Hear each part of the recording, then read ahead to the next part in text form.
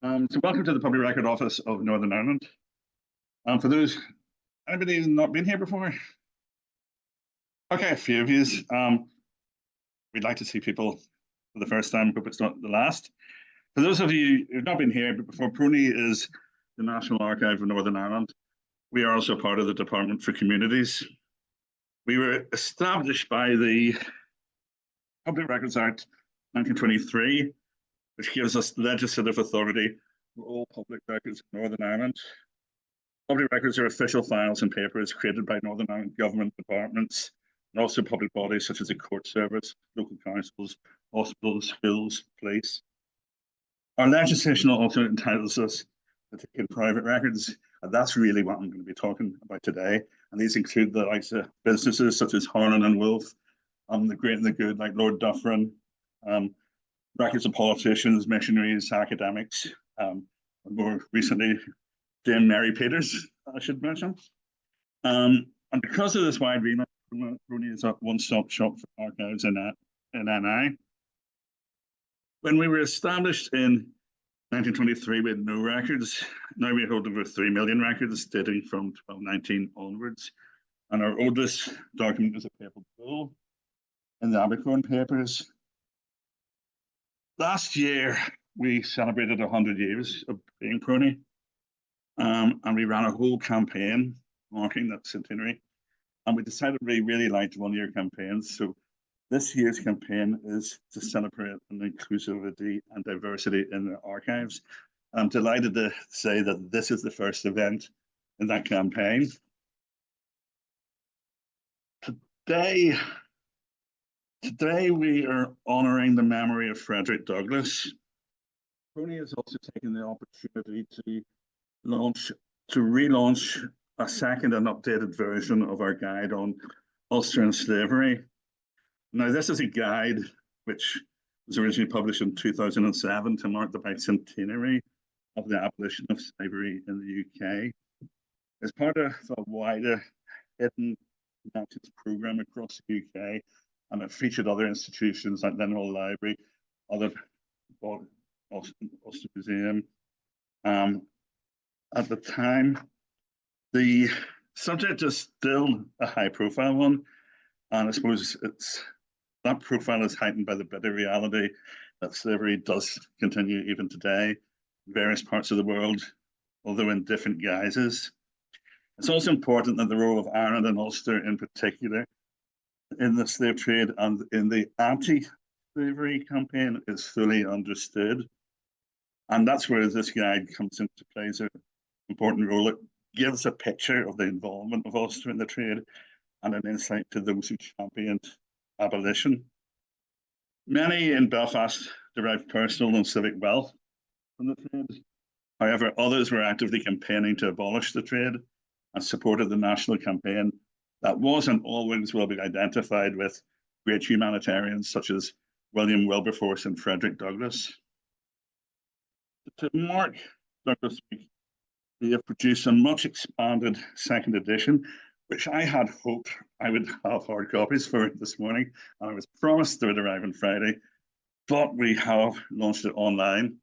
And if you Google PRONI, you get to the homepage. That's live now. The Ulster and slavery resources divided into 3 sections.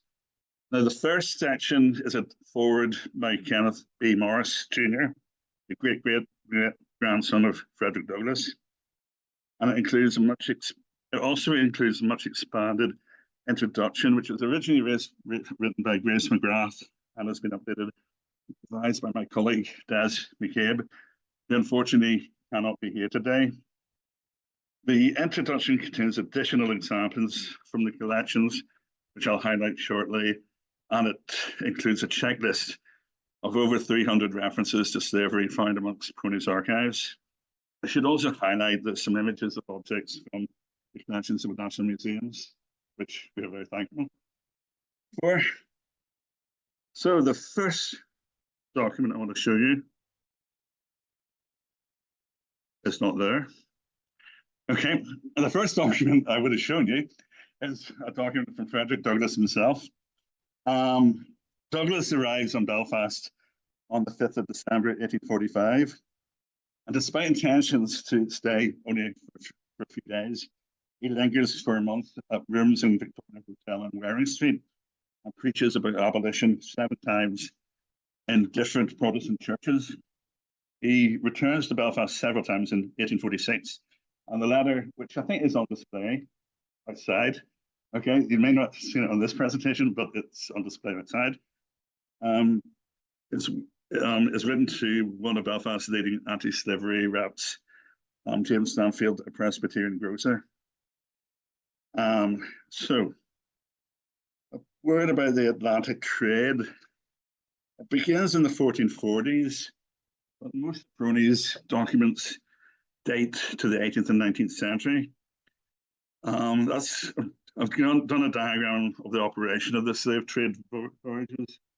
They're described as triangular, as they, in the sense that ships maximize the commercial efficiency of the trade by first picking up slaves in Africa, transporting them to the Caribbean, and then bringing back American exports.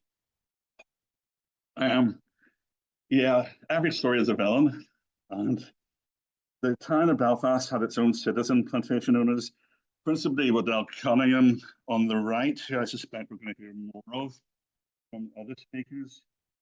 Cunningham and Halliday are respectively the established commercial and intellectual leaders in Belfast. Both men owned estates in the island of Dominica. And like other Irish merchants, it appears Cunningham took part in the transport of slaves in the Caribbean.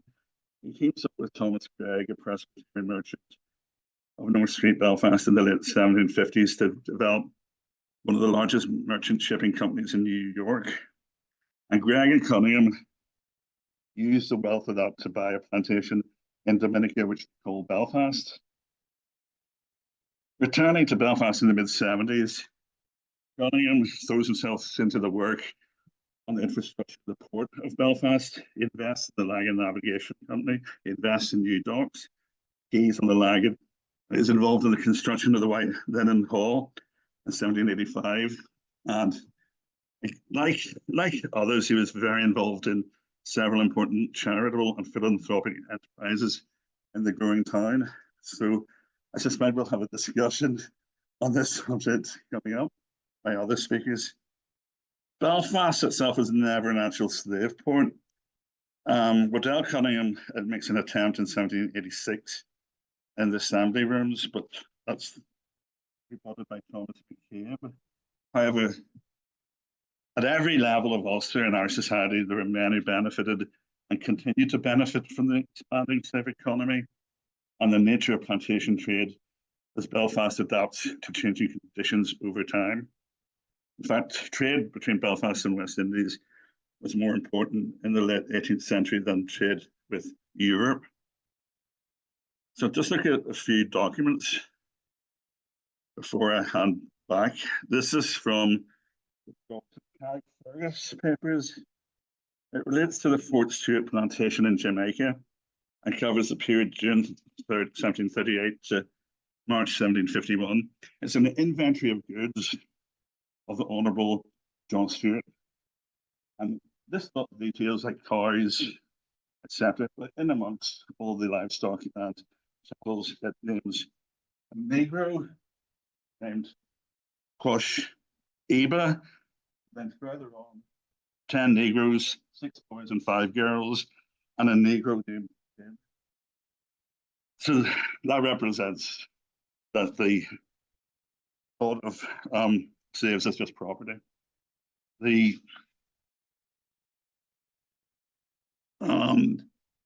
This booklet entitled Songs of a Sojourn in British Guiana by William McCalmont of Lorne, and its observations about phenomena, peculiar superstitions of African slaves in British Guiana, and includes poetry. And I've copied one of the verses. I'll just read a couple of lines from it. big tears of blood upon the slave marks burned, in channels deep upon his skinny cheek. His back thick marked with many a deep red streak was seared and mouldy to the very bone. The next letter is from William Holmes of Florida to his father, William Holmes in Tulligoni. That's what we would call an emigrant letter. He mentions he's in George Gaffin's employment since 1st January 1777, and he knows that he has 100 slaves working for him and £165 per year. Now, this depicts a more humane attitude to slaves.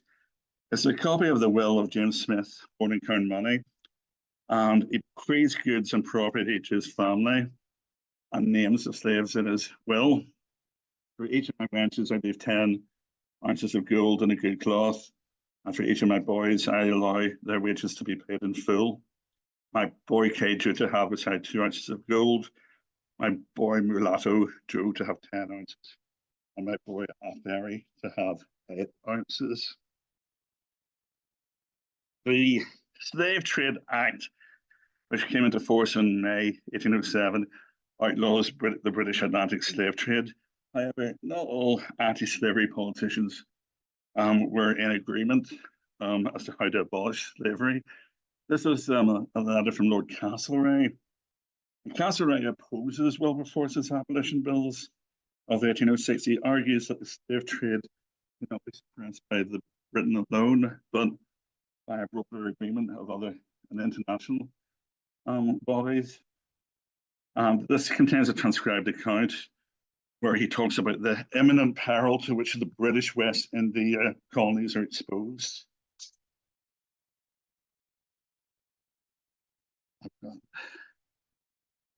The 1783, the Society of Friends begins formally to organize against slavery, setting up a committee to obtain and publish such information.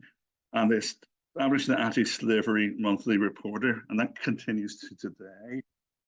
Now, this table from December 1827 was the measures of amelioration of conditions of slavery across Crown colonies. And I've listed a few of them.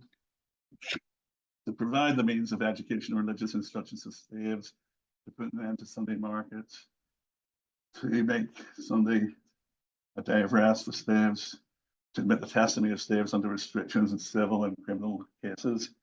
And the letters A, P, and I that you see over to the right, they stand for adopted, part adopted, and sufficiently adopted. So, and these are all coded against many different islands. So there's still a lot of work to be done, even though the slavery has been abolished. And then the last thing I'm going to finish with is that to highlight that we need to be vigilant still and defend the freedoms that have been achieved. Despite the abolition, there's still commentators who want a return of slavery. And this is one of them. It's a John Mitchell, who writes to his sister Matilda Mitchell in Newry, County Down, where he describes the visit of a former Young Irelander, William Smith O'Brien. The Young Irelanders, by the way, were a political and cultural movement in the 1840s, supported an all-Ireland struggle. And he writes that O'Brien seems well content with the institution of slavery, but hesitates about our great measure, the revival of the African slave trade. So, in conclusion, run away. Thank you. Wonderful. Thank you so much, Stephen. I think I remember why John Mitchell, obviously former Young Islander, I think he had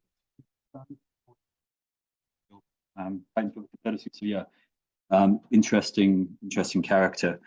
Okay, so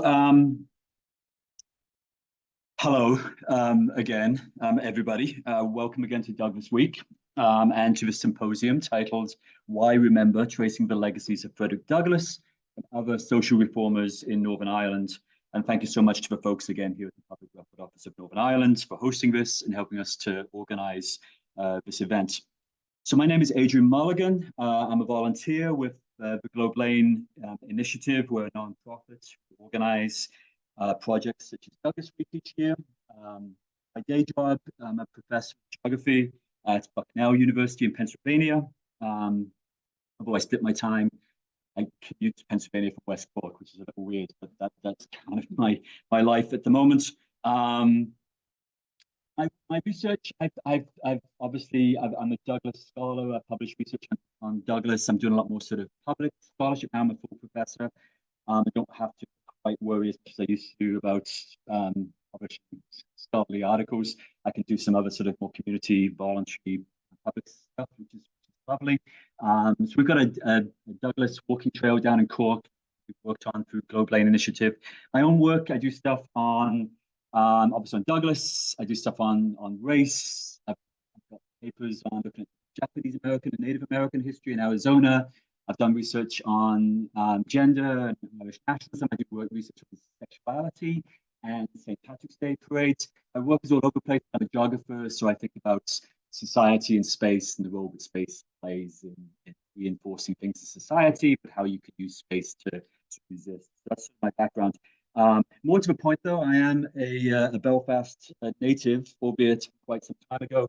I grew up between the Malone Road and the Lisburn Road up past Queens during the 1970s and the 1980s. My grandparents lived over in the Strandtown neighbourhood, so I know that part of the world too. Although we left Belfast in the early 1980s, the city is still special to me. It's weirdly familiar and comforting whenever I return, despite the years and the many changes.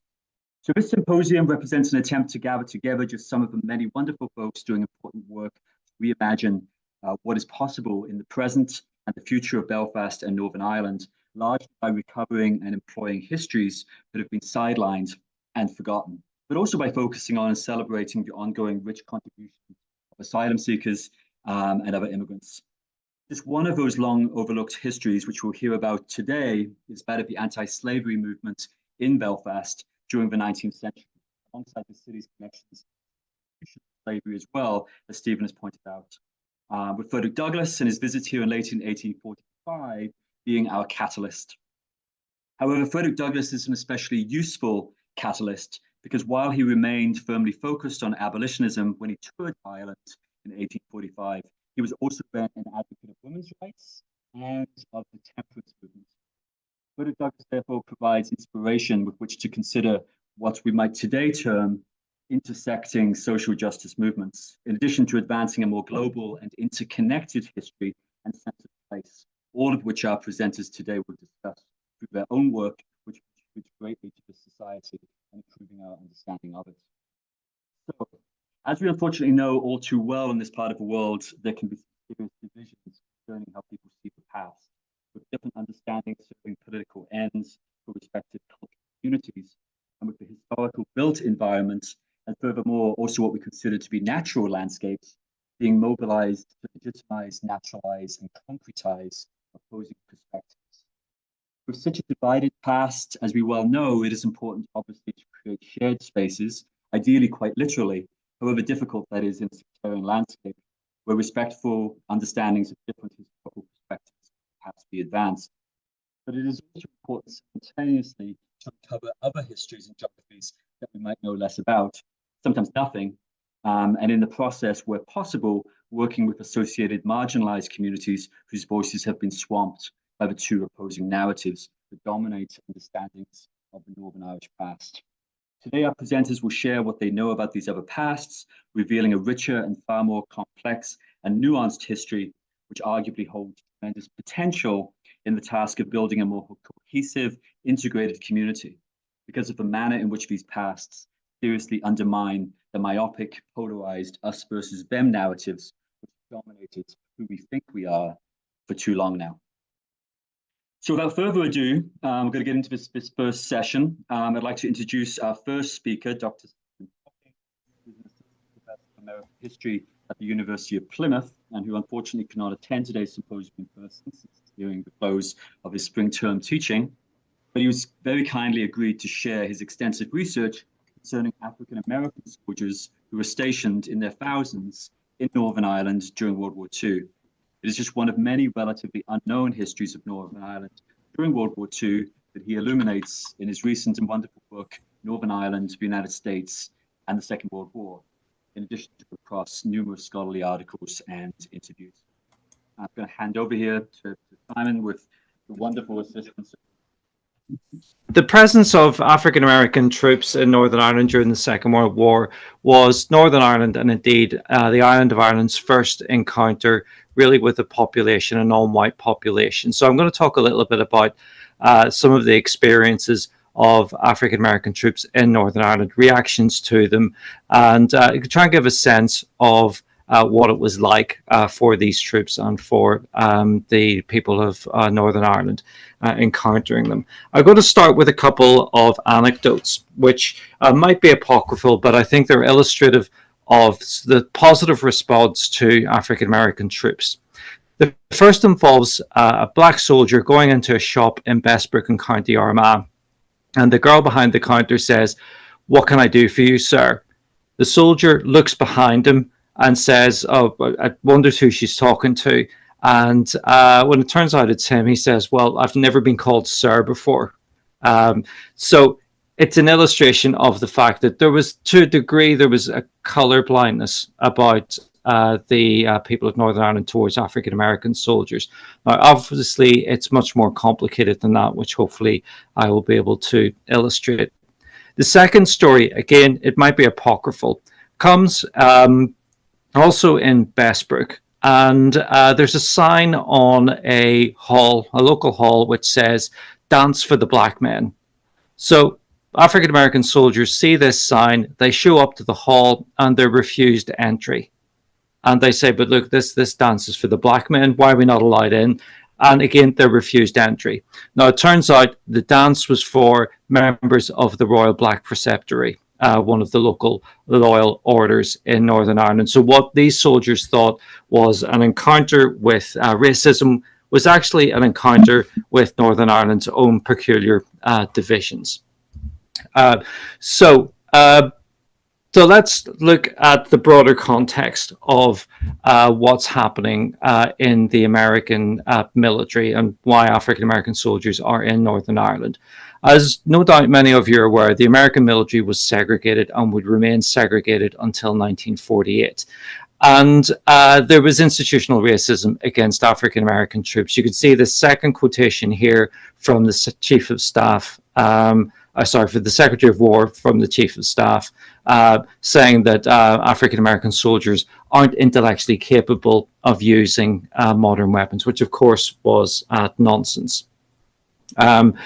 And also that African American troops would not be sent to countries that requested. I'll rephrase that. African American troops would only be sent to countries which had requested American troops, because actually, as we'll see in a moment, the UK government didn't want African American troops to be sent. There are a number of reasons for this. One of the key ones is the fear of interracial sex and what euphemistically become known as brown babies. And this is something that occupies the UK government at cabinet level and also Northern Ireland's devolved government.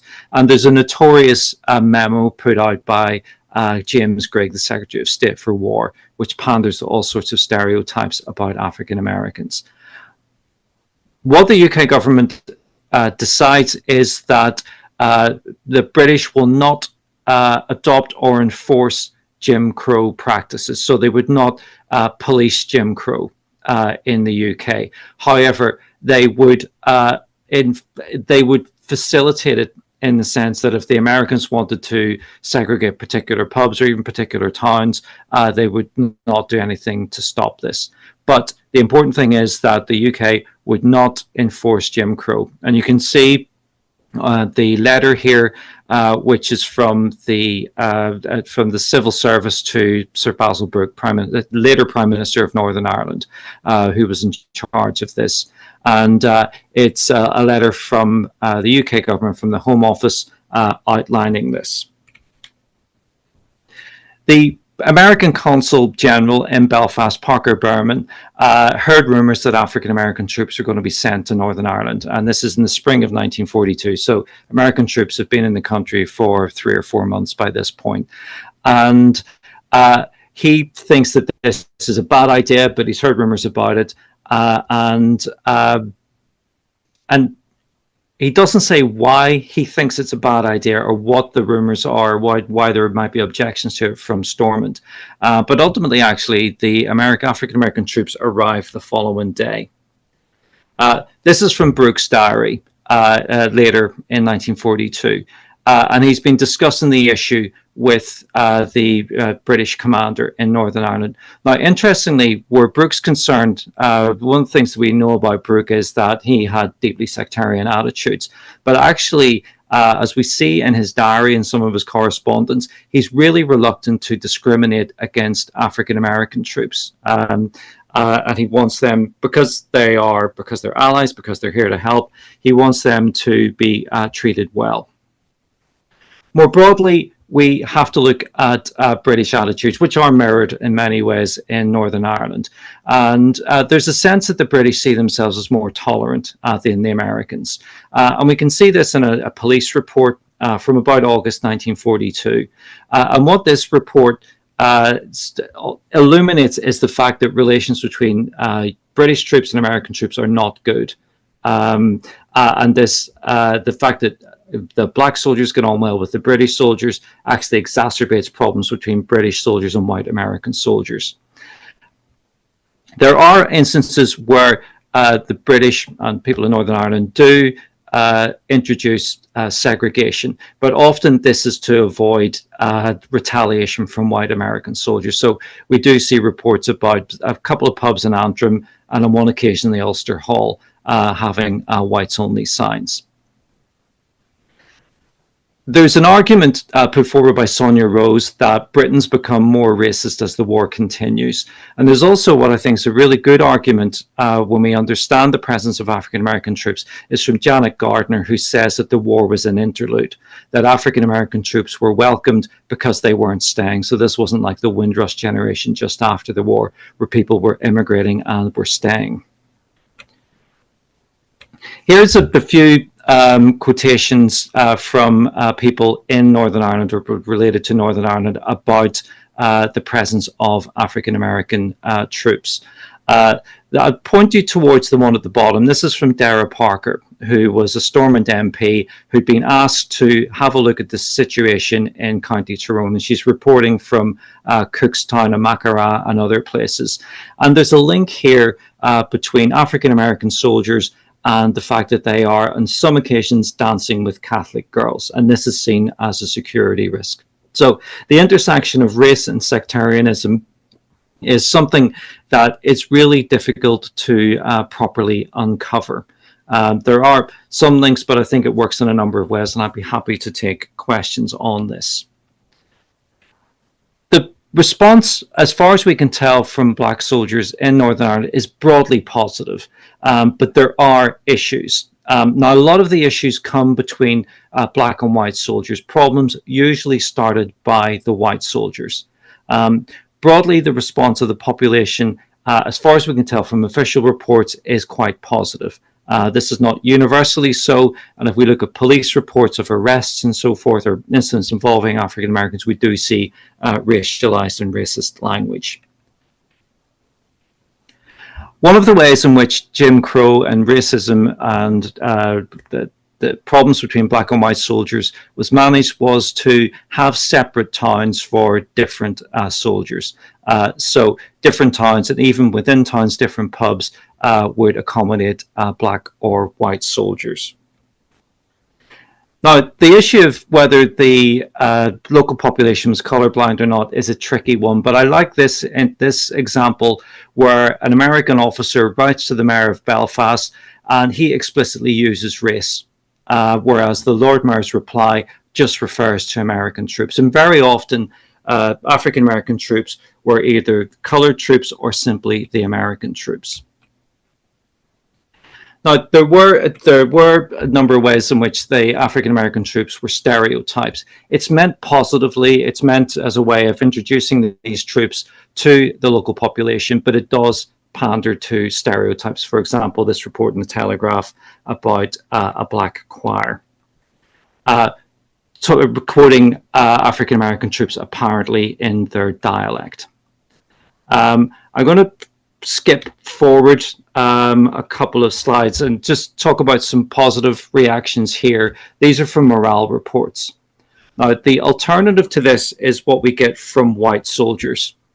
And racism and hostility towards African Americans litters the correspondence of white soldiers stationed in Northern Ireland. And a lot of this is over dances, it's over interracial dating, and it's over the fact that African American troops are not fulfilling the place they have in the States. And you can see in one of the quotes here, wait till Georgia gets these educated Negroes back there, which is a hint towards lynching African American veterans, which actually does happen when they return to the States.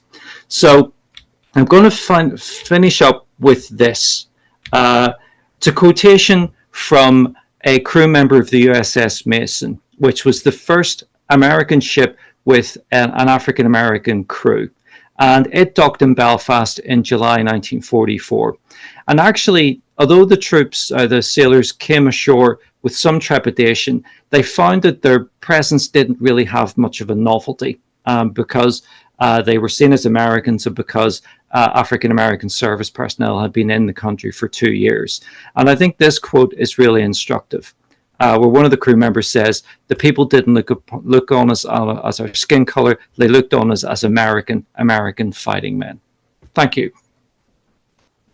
Thank you very much. Hi, everyone. Thank you very much for this opportunity. And I'm sorry to not be able to make it on site. It's exam season here in Strasbourg, so I'm caught up with that at the moment. All right, so in 1976, punk took the world by surprise and for one brief but exciting moment challenged some of the cultural and social assumptions of society, shocking public opinion and causing an outbreak of moral panic in its wake. The Sex Pistols could sing about it, but for people living in Northern Ireland, anarchy in the UK was more than just a song. It was what they experienced in their everyday lives. Here, people were preoccupied with other problems.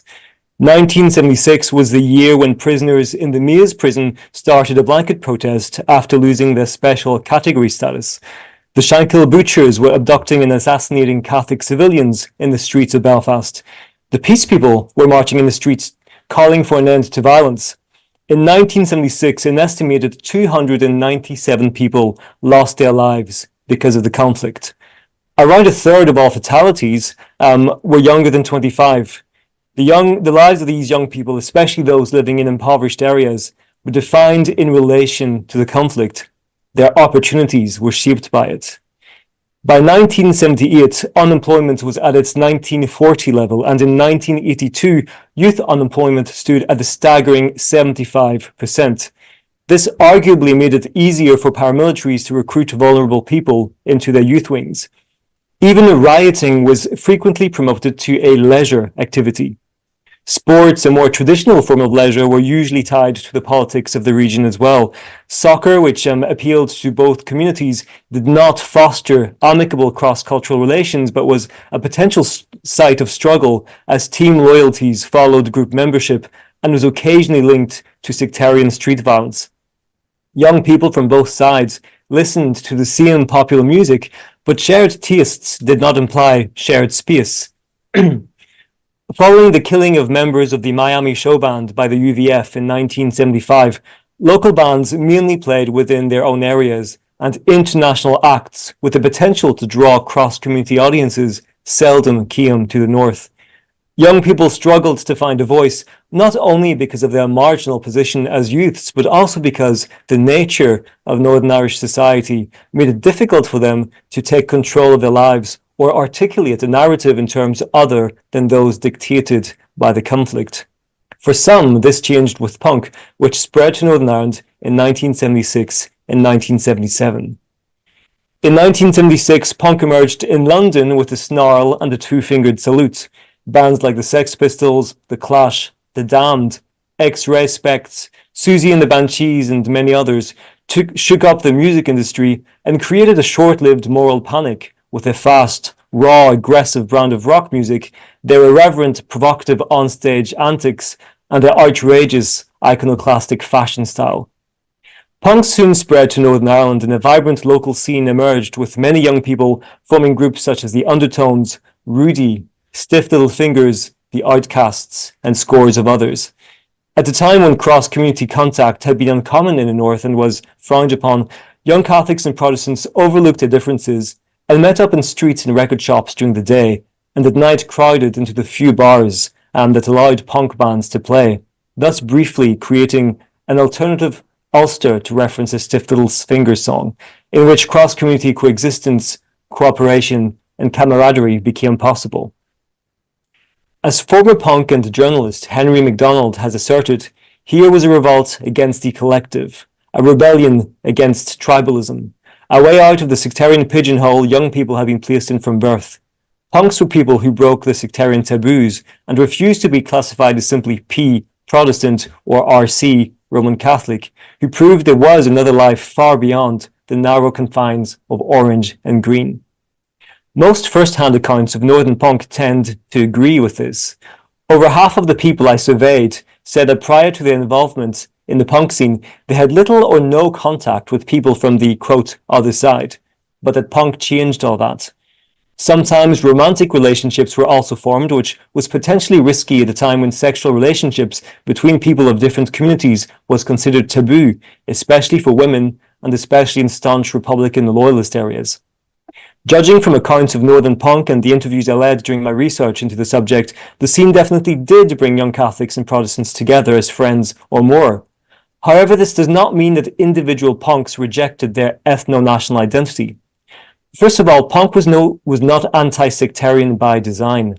As one punk said, no one went to punk gigs here thinking that they were anti-sectarian. Nobody even thought about it. It just happened naturally through the music without anyone having to make a big point about it.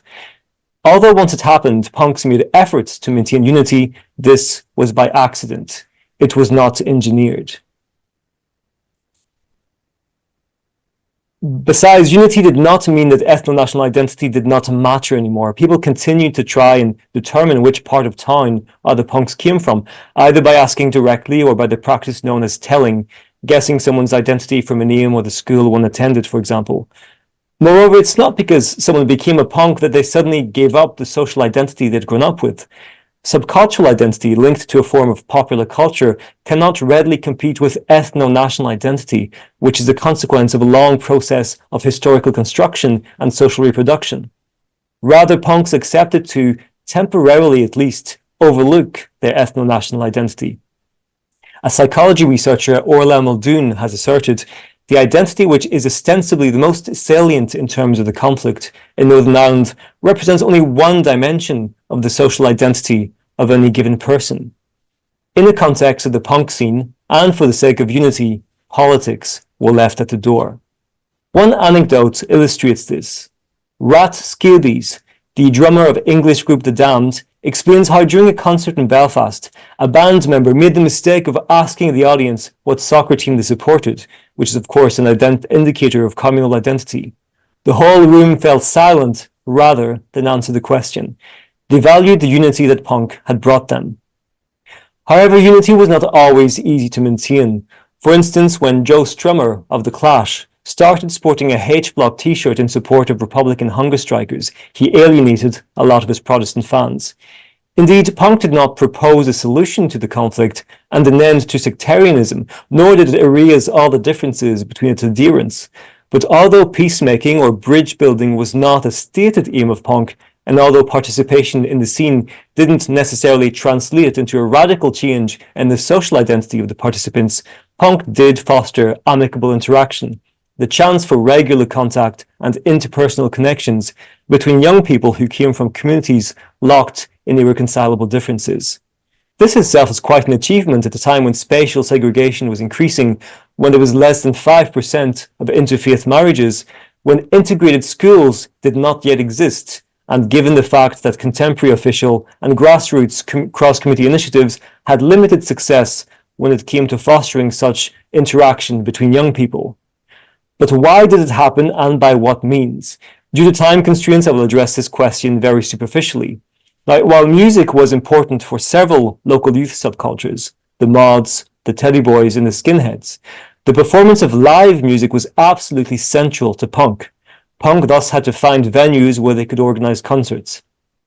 In Northern Ireland, the only venues which allowed punk groups to regularly perform were small, seedy bars located near the town centre, the Pound and the Harp in Belfast, and the Casbah in Derry, places which became the epicentres of the local scene. The only record shops in Belfast which sold punk records, Caroline Music and Good Vibrations, were also located in the centre. Thus, if young people wanted to attend concerts or meet up with other punks, they often had no choice but to leave their segregated neighbourhoods. In Belfast, they also gathered in the Botanic Gardens, in the city's underpasses, and the bandstand at Corn Market. In Antrim, they would hang out in the castle grounds, in the graveyard, as well as in a disused sewage factory. Around the north coast, they met up in abandoned World War II bunkers. These temporary requisition spaces can be assimilated to heterotopia, defined by Michel Foucault as counter-sites, a kind of effectively enacted utopia in which the real sites, all the other real sites, can be found within the culture and are simultaneously represented, contested, and inverted.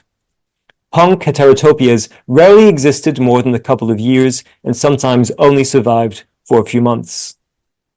The ambiguous nature of the first wave of punk also played a role in breaking down sectarian boundaries.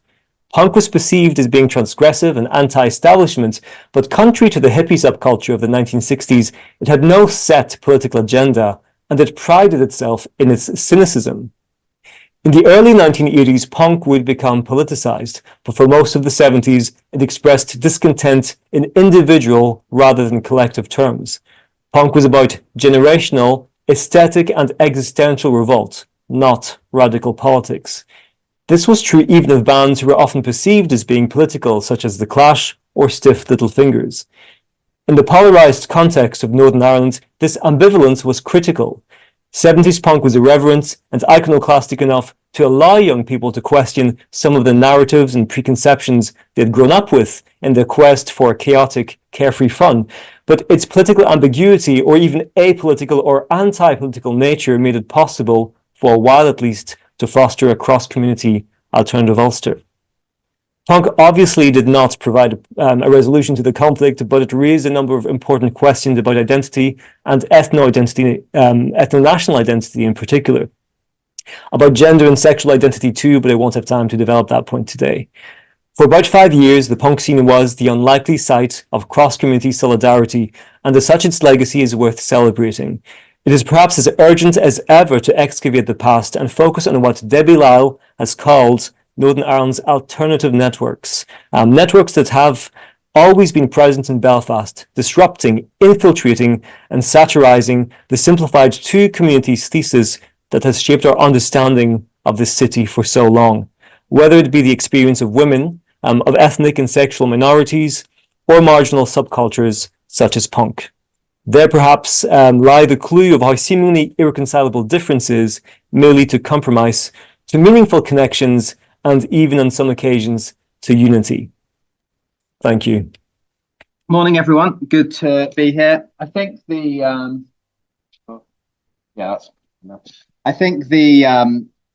themes of my talk are going to link in quite nicely with what Tim's just spoken about as well. As Adrian says, I'm going to introduce just briefly some findings from my book, which was published last year, called the title on the screen there. And the book looked at the history of migrant communities living in Northern Ireland, particularly during those difficult decades of the So I guess central to the book was one key question, which was, in a tense and divided society where everyone was assumed to be from one of two communities, it was often a lot more complex than that. Identities were layered, but generally speaking, society was structured around this idea that there were two communities living in Northern Ireland: Catholic and Protestant, Nationalist, Unionist, British and Irish. What happened to those people who did not fit one of those binary labels? What happened if, say, you were an Indian Hindu? How did you identify? How did you navigate Northern Ireland's often fraught backdrop of conflict and division? So that's the question I want to explore today. During the course of the research for the book, I did a lot of archival work, mainly here at PRONI. I spent many an hour here working on the research, but I also went out and interviewed over 40 people from migrant backgrounds here in Northern Ireland, predominantly from the Indian and Chinese communities. And these were people who either grew up in Northern Ireland or who lived here for a substantial period of time. So I guess what we call sort of first and second generation migrants. So I want to look at briefly some examples from their experiences today to see what they said about living in Northern Ireland and to hopefully try and at least begin to answer that question of what it meant to be from neither one side or the other in this divided context. So the first thing to say about that is that responses to this question varied wildly. I asked every single one of my participants for this research how they were impacted by the Troubles, how they navigated the sectarian divide. And for some people, such as this participant here, the fact that they weren't from one side or the other was quite liberating. It was a protective mechanism. So neutrality meant that they weren't a target for one side or the other. So this example on the screen here is from an Indian man who was born in India but moved to Northern Ireland in his youth, and he worked as a clothing salesman during the 1960s and 1970s. And his perspective was that Catholics and Protestants were so focused on fighting each other that they didn't really bother about migrants, about people of colour. So this participant told me that he could drive through areas that were hugely loyalist. He could drive through IRA strongholds, and he would never get hassled because, in his words, if you were brown, they didn't touch you, which I think is a really interesting line and kind of subverts a lot of the assumptions that we have about how particularly South Asian men are treated in the sort of context of the war on terror. But his perspective was very much that being from an Indian background meant that he could go to places and do things that maybe local people couldn't necessarily do across that divide. But an alternative perspective, and probably a more common one actually, was that it was just really impossible to completely transcend this divide. As much as migrant communities might have tried to remain neutral, and the vast majority of them did try to remain neutral, they often had a label imposed on themselves anyway. As we've heard, sectarian segregation shaped, and in many ways continues to shape, many aspects of life in Northern Ireland, in Belfast in particular. Education, housing, sport. To this day, I think the vast majority of school pupils in Northern Ireland go to a school dominated by one side or the other. And schools posed a dilemma, particularly for immigrants. It effectively forced them to pick a side through their choice of school. Now, people from migrant backgrounds tended to send their children just to their nearest school, or perhaps the one with the best academic reputation in the area. It was very much a pragmatic decision, choice of school. But this then opened a can of worms. For example, I spoke to an Indian Hindu woman who lived in a predominantly nationalist town in Northern Ireland, but she chose to send her children to their nearest school, which happened to be a state-controlled Protestant school. And then suddenly her neighbours started saying things like, "Oh, I didn't know you were a Protestant." And she'd say, "Well, I'm not, we're Hindus." And they'd be like, "But your kids go to a Protestant school." And she'd be like, "Yeah, that's the nearest school, we're still Hindus." And occasionally people would genuinely ask, "So that means you're Hindu Protestant, not Hindu Catholic, right?" And it was just like, I wish I should have brought the audio clip along to play this, because she's kind of like telling me this story in a really exasperated way. She's almost laughing at how ridiculous it was, but this was genuinely how she remembered experiencing life in when she was trying to bring up a family as an Indian Hindu family during the 70s. there really wasn't room for any other label other than this Catholic Protestant binary. And even if you tried really hard to stay neutral, you often had a label put on you anyway. And one slightly darker way in which sectarian prejudice intersected with racial prejudice was to produce a kind of hybrid form of discrimination and hatred. One interviewee who I spoke to, a second generation Chinese man, he also went to his local school, his closest school, which in this instance happened to be a Catholic school, even though he wasn't from a Catholic family himself. One day during the 1980s, as he told me, he was walking home in his Catholic school uniform, and he walked home through a loyalist area, which sadly at that time, and probably still in some places, was quite a dangerous thing to do. And he was beaten up by a gang of youths. And as he described it, the abuse that he suffered during this attack was both racist and sectarian. So slurs of both racial and sectarian nature. And he sort of says in this quote, like, he's not sure which of those labels is Chinese or his Catholic label they found more offensive, even though he wasn't actually Catholic. But the fact that there were two things to pick on made him a bigger target. He was an outsider on two fronts, both being perceived as Chinese and Catholic. Despite experiences like this one, though, I think during most of the 20th century, even though there was clear evidence of racism in Northern Ireland existing, most people living here in Northern Ireland kind of had this quite complacent and reductive assumption that racism, racial prejudice, discrimination didn't really exist here. That for all of the problems Northern Ireland had related to troubles, relating to sectarianism, Northern Ireland was a relative haven for people of colour. And this view was quite commonplace for two reasons. Firstly, as sociologist Robbie McVeigh has quite sarcastically put it, there was this idea that there's no racism in Northern Ireland because there's no black people, no people of colour to be racist against, which obviously overlooks the fact that white people are perfectly capable of being racist, even if there's no one in their immediate vicinity to be racist against. But this assumption was why during the 1960s and 1970s, when the government of Westminster passed the Race Relations Act, form of racial protection law, Northern Ireland was explicitly exempted from that legislation. As one unionist politician put it at the time, and I quote, "Racial discrimination does not, in fact, exist in Northern Ireland." So until the 1990s, when racial protection law was belatedly introduced, it was perfectly legal in Northern Ireland to refuse someone a job because they were Asian, to refuse someone a house because they were black, to refuse someone a haircut because they were Chinese. Now, despite this assumption that racism wasn't a problem, from my research, I could show you dozens of examples of clear, explicit racism that people faced: tax, people having their businesses vandalized, burned down, being evicted from their houses because they were from migrant minority ethnic backgrounds. But because of the conflict, these cases rarely made the news.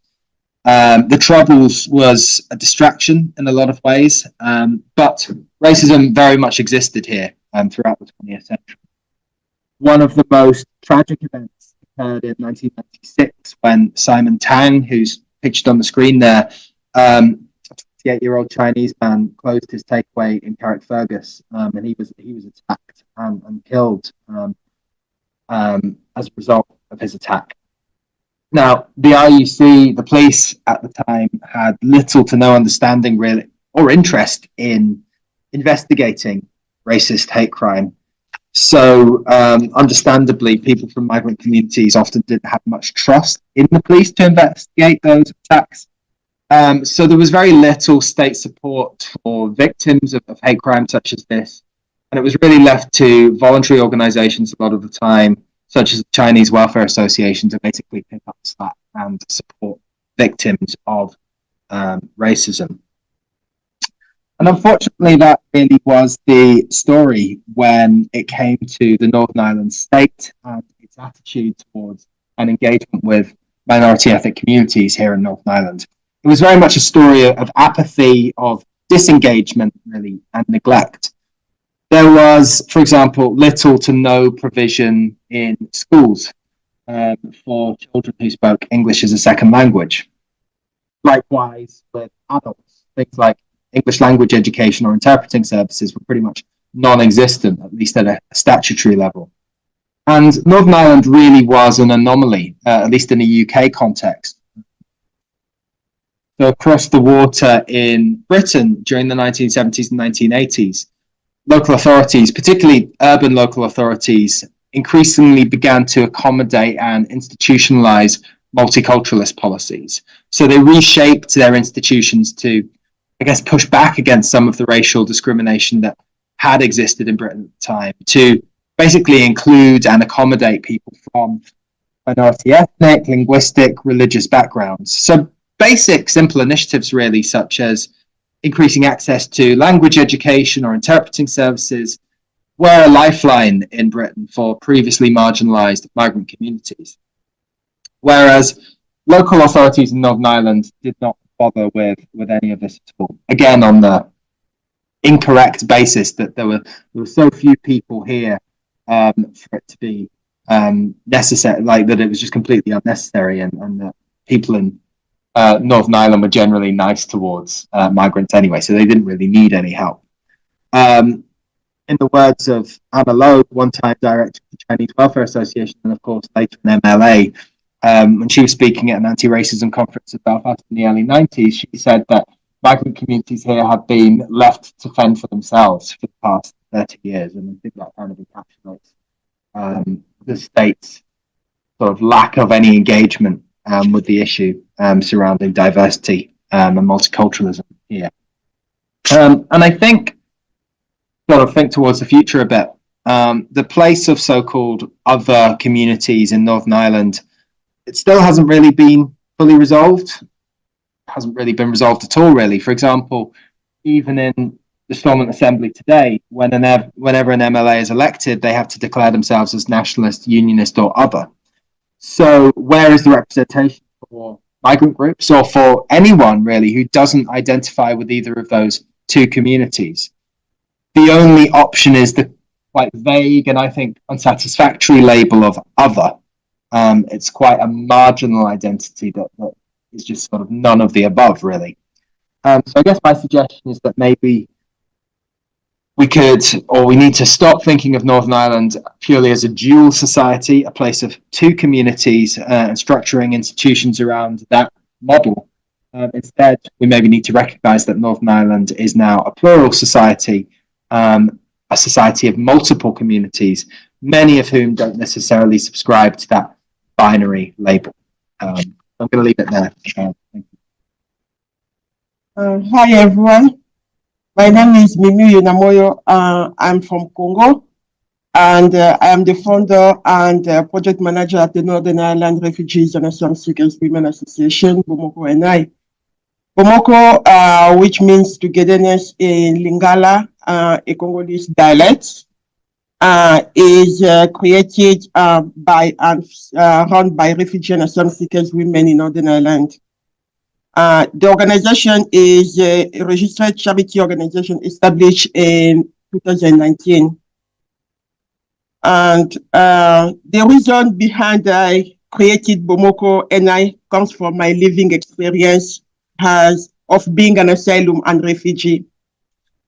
When I was an asylum seeker and going through all the challenges of asylum process, I realized there was a vacuum for a specific refugee and asylum seekers women organization where they could come together to raise and discuss the same gender issues that affect day-to-day lives. Also, a need for a place where refugee and asylum seekers women can come together to share their life experience, make friends, and support each other. So when I became a refugee, I decided to set up Bomoko NI to help the newcomers, asylum seekers, women, not to experience the same difficulties I faced. The organization mission is to connect and empower refugee and asylum seekers women to claim our rights and improve our lives through self-determination and public participation. Bomoko NI has 263 members from 17 different countries around the world. Women from different backgrounds, culture, faith, and beliefs. At Bomoko, we provide advice and advocacy support services on welfare rights, education, housing, and health. Members are provided with the opportunity to discuss issues they require to support them with and several options and then explore together to decide upon the best course of action for the individual involved. For services and activities, we do not have experience and knowledge. We refer and signpost members to partner organizations and community groups. We also provide education and training programs, including English classes, civil writing, job search, interview skills, and workshops. We help our members access education grants for those who are keen to further education. And we also refer members to Belfast Med, Conway Education Center, and other community organizations. We help children and young people from the organization with school admission and preparatory tests with the help of our intern volunteers.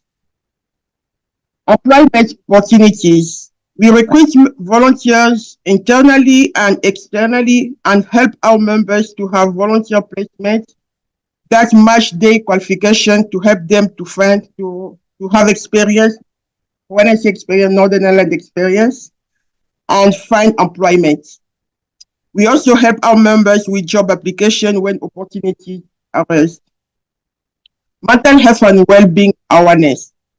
We deliver mental health information sessions with partner organizations, which are usually followed up with sessions of meditation and relaxations to help our members relieve the stress brought on by their journeys. Community engagement and integrations.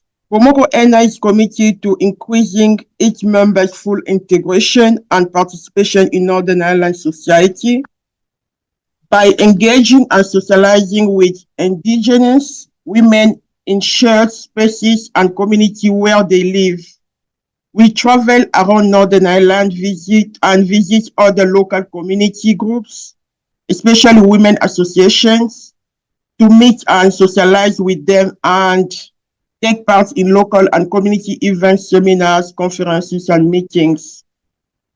Lastly, to relieve poverty, we assist and support members with Tesco and Lidl gift card vouchers to buy household essential needs. We also top up home gas and electricity for our members.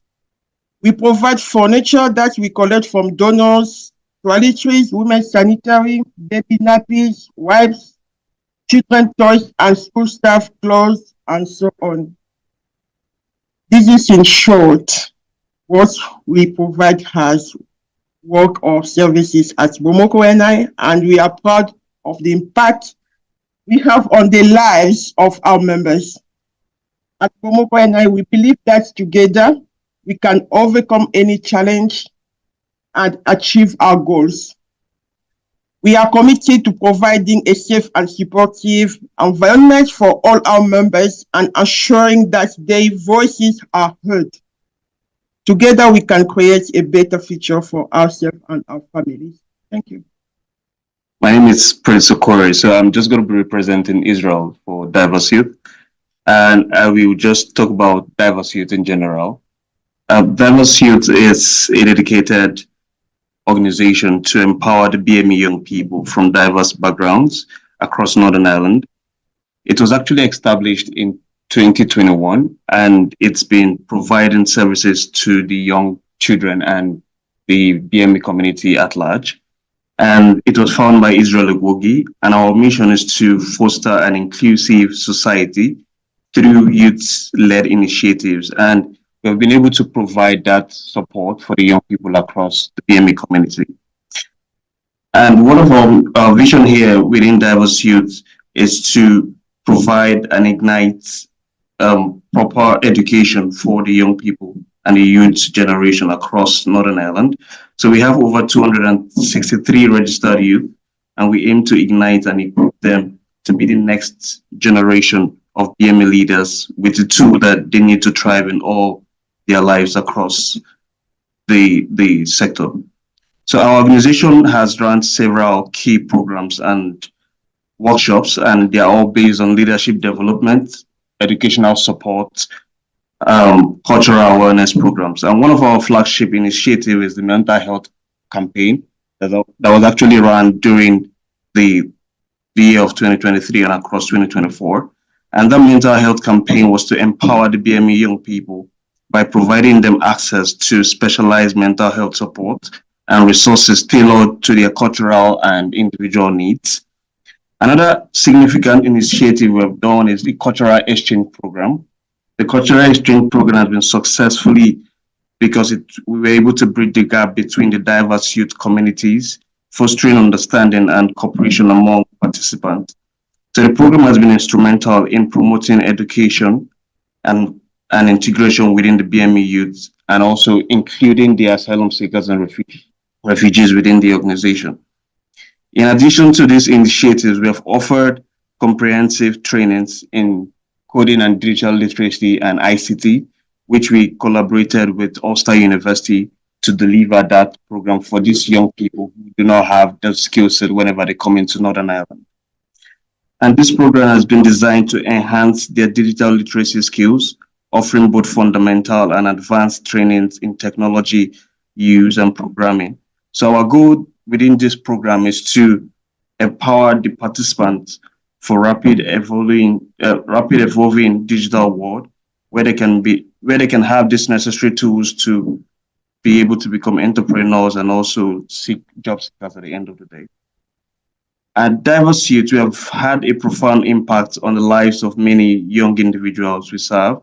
So we serve a wide demography, and we ensure that our programs are accessible to all the BME youth, regardless of their backgrounds or their culture. And here's one of the participants. So one of the connections we had to Frederick Douglass is that we have actually built our mission, our vision within this quote of Frederick Douglass. He said, "It's easier to build stronger children than to repair the broken men." So at Diverse Youth, we live by these words, and our mission aligns with Frederick Douglass' legacy of promoting education, empowerment, and equality. So we strive to build strong, informed, and proactive young leaders, much like Frederick Douglass. So in our quest to this particular mission, we have actually partnered with lots of organizations, with local schools, educational institutions like Queen's University, who provides us with interns to assist us in our day-to-day activities, and also with Ulster University that provides us with their labs to be able to deliver those trainings, the digital literacy trainings, and youth organizations like Youth Action and Youth Initiatives, where we come to collaborate to deliver projects like the Crosslink project. And these collaborations have amplified the impact and also help us to have a supportive network that we benefit from at large. And one of the challenges we face is, which we were invited to the Northern Ireland Assembly recently, was the lack of provision for the BME community in terms of education, where when you are migrants coming from outside Northern Ireland or the UK, you have to wait. If you are above the age of 16, you have to wait for a whole year before you could access education. And we're invited to the Northern Ireland Assembly to talk about educational policy and children's services, where we provided recommendations that these BME people lack the provision for SO classes or any access to education. And we've been able to do that, and we submitted that report to the Northern Ireland Assembly, which they have taken into motion at the moment, and also provided that on their official report. One of the challenges within this sector, which we represent, the BME community, is that we are limited to lack of funds, and that has been difficult for us, but I will also rely on volunteers to be able to deliver this project within that community. Thank you so much. Good morning, everyone. Or is it lunch already? It's an honor to stand before you, and I was already introduced, you know my name, as a voice for Northwest Migrant Forum, Black Heritage Hidden History Project. This project, generously supported by the National Lottery Heritage Fund, is not just a venture, but a journey into the depths of our collective past, embarking from 2022 and stretching its narrative into 2027. Accompanied by Dominic, a fellow beneficiary and explorer of our hidden histories, we are here to unveil the layers of hidden history and stories untold, contributions unrecognized, and legacies unforgotten within Northern Ireland. This is what the Black History Project is all about. And bear with me for this wee video.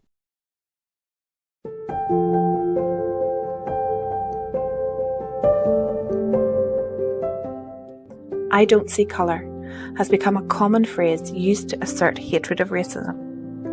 While well-intentioned, it's often used because we don't feel comfortable talking about race. For many of us, it's also because we simply don't have to. We get to move through the world without thinking about that aspect of our identity when we are seen as the default. We cannot treat people's identity as insane and unreasonable, especially not when it has real-world consequences. While race is a social construct, racism is real. People cannot make impact on what they don't see. We have to see color, recognize it, celebrate it, and challenge perception of it. We see color. In Northern Ireland, we are fond of classification. We want to put people in boxes, PUL, CNR, and other. The danger of the term other is it implies people outside the two dominants are all the same. It also implies that they don't really belong, and if someone isn't seen as really part of society or as not really belonging, it's much easier to dehumanize them. The cherry picking of history, the focus only the dominant narratives, and the pleasing aspect of history leave us lacking context, lacking knowledge of our own development. The exclusion of Black people's contributions and the historical injustices perpetrated against them gives us a false perception of ourselves and what it means to be Northern Irish, Irish, or British. From the Black innovation that helped bring us light bulbs, the traffic light, open heart surgery, personal computers, and much more of the legacy colonialism and slavery that brought wealth to the country, on the blacks of labor, others, Black history is our history. While there are many prominent figures who have contributed towards peace and development in recent years, there are many others whose stories have been forgotten and hidden. From World War heroes to educators and healthcare workers on the front line during the COVID-19 pandemic, their stories need to be told. During Black History Month, we must squeeze 100 years of our history, the story of Black people, into 31 days. That can never be enough time. It's time to mainstream Black history into our history curriculum, present it in historical and cultural context. Racism and xenophobia are born of ignorance. If history is taught at an early stage in schools, then we can fight racism and stereotypes against a section of a society, and our children can truly feel they belong. Black history is Northern Irish history, it is Irish history, it is British history, and it is our history.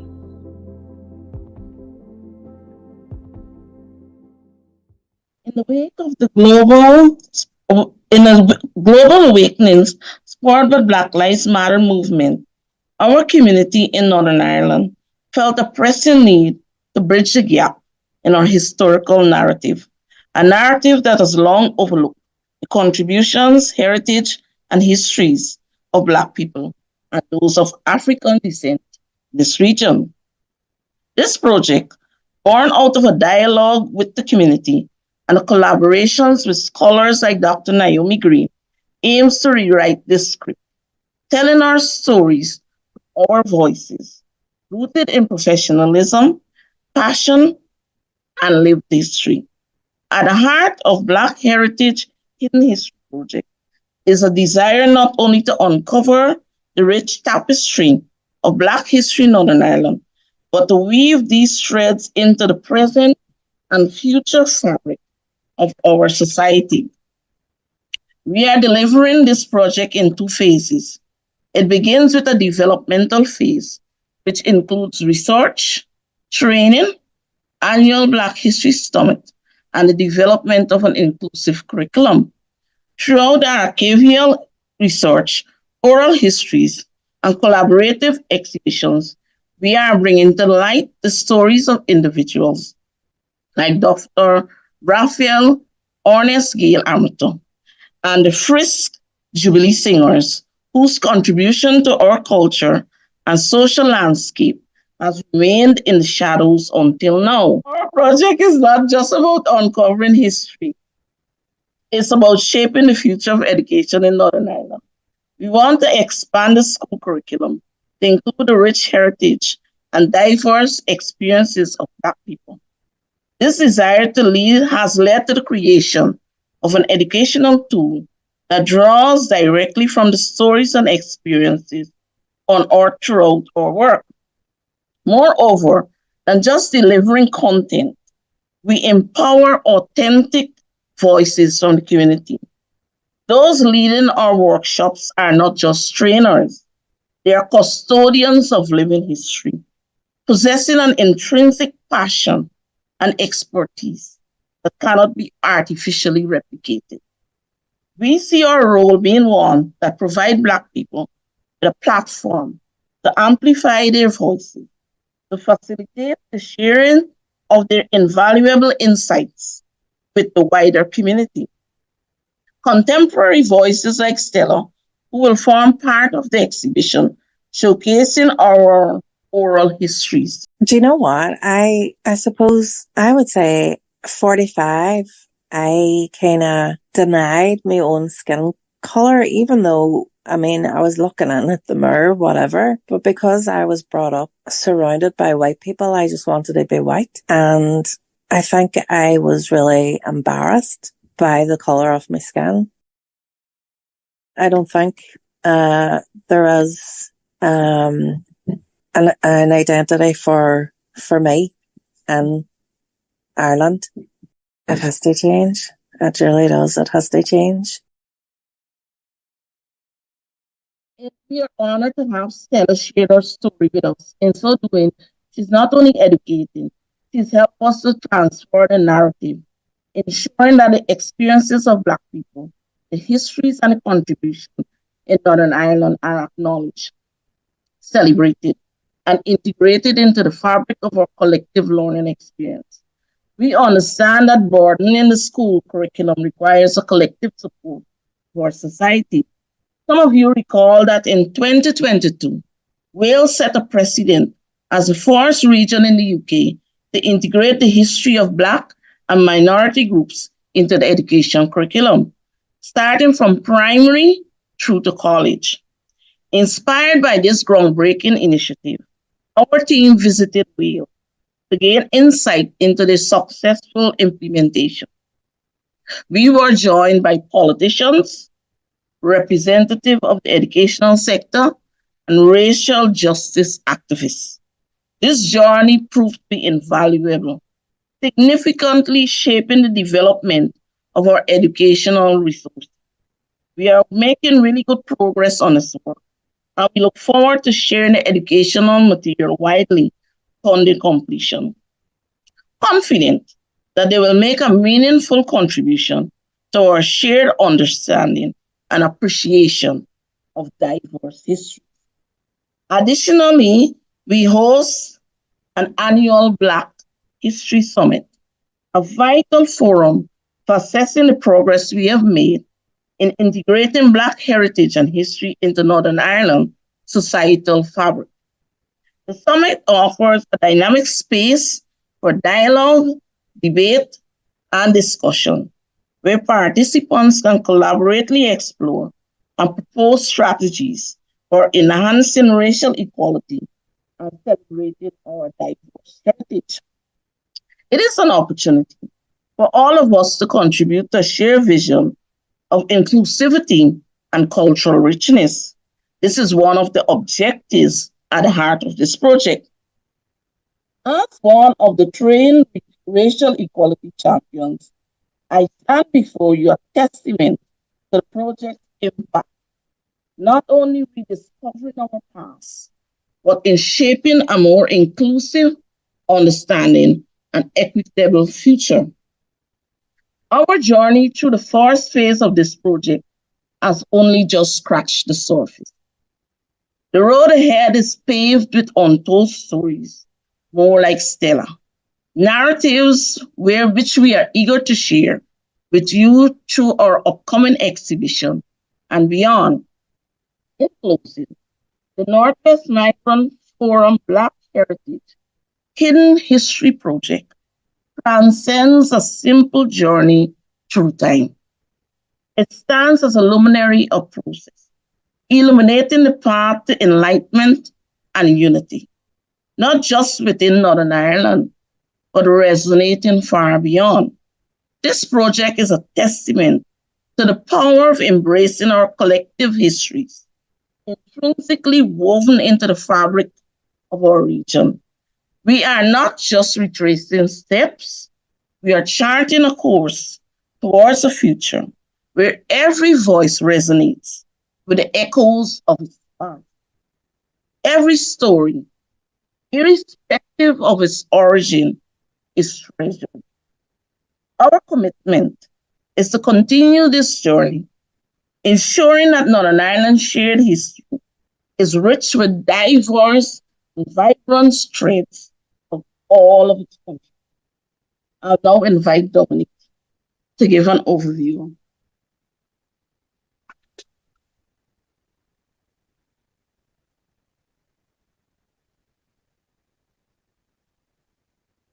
Good morning, everyone. My name is Dominic Nati.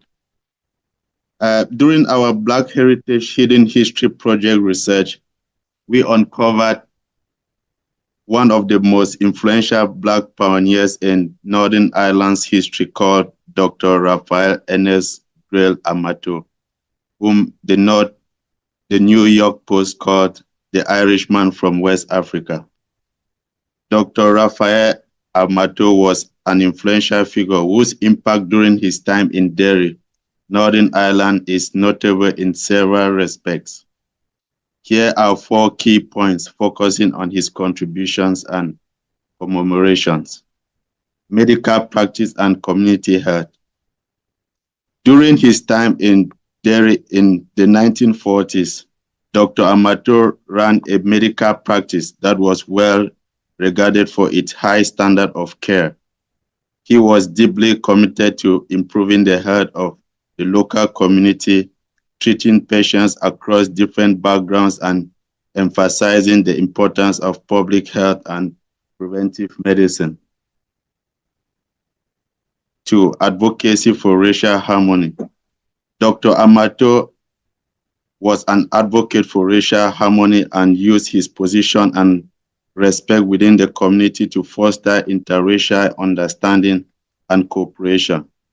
His efforts were particularly impactful in Derry, a city with its own complex socio-political dynamics, making his contribution to social cohesion all the more significant.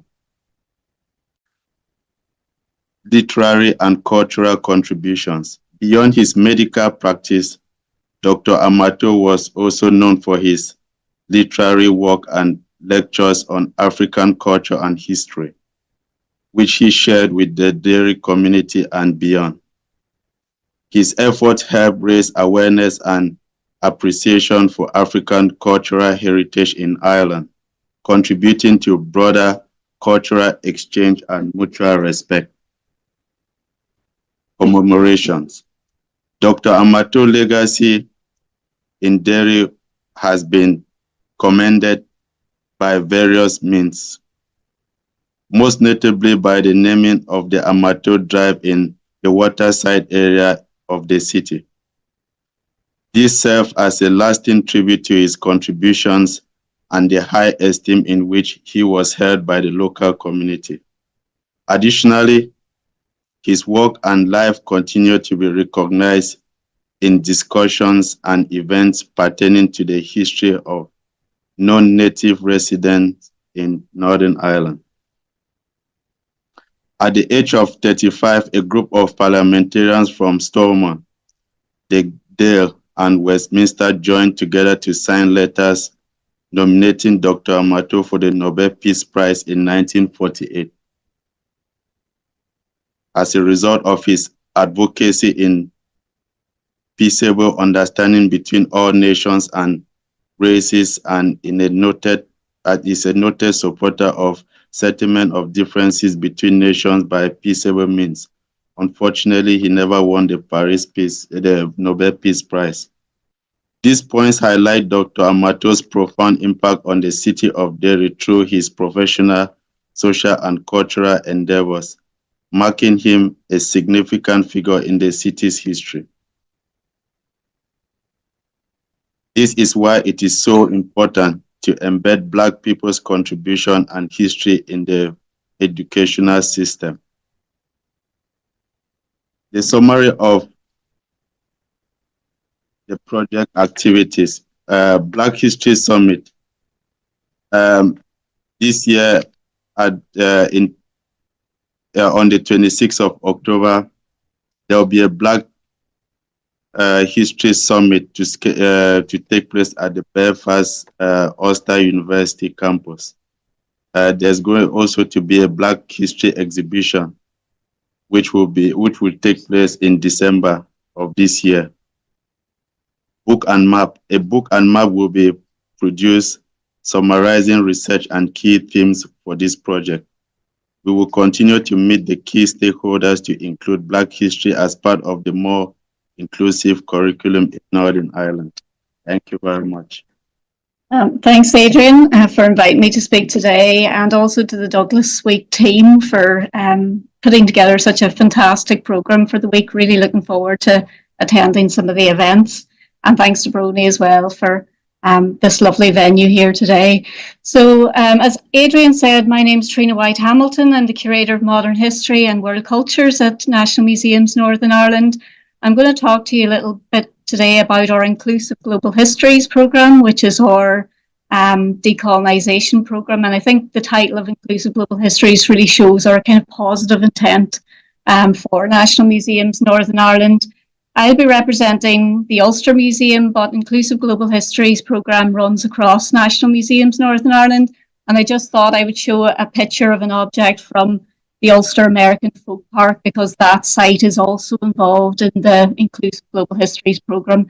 And Liam Corey and, of course, Victoria are both here today, colleagues. So if anyone wants to speak about our work there in OMA, they're here to talk to you as well.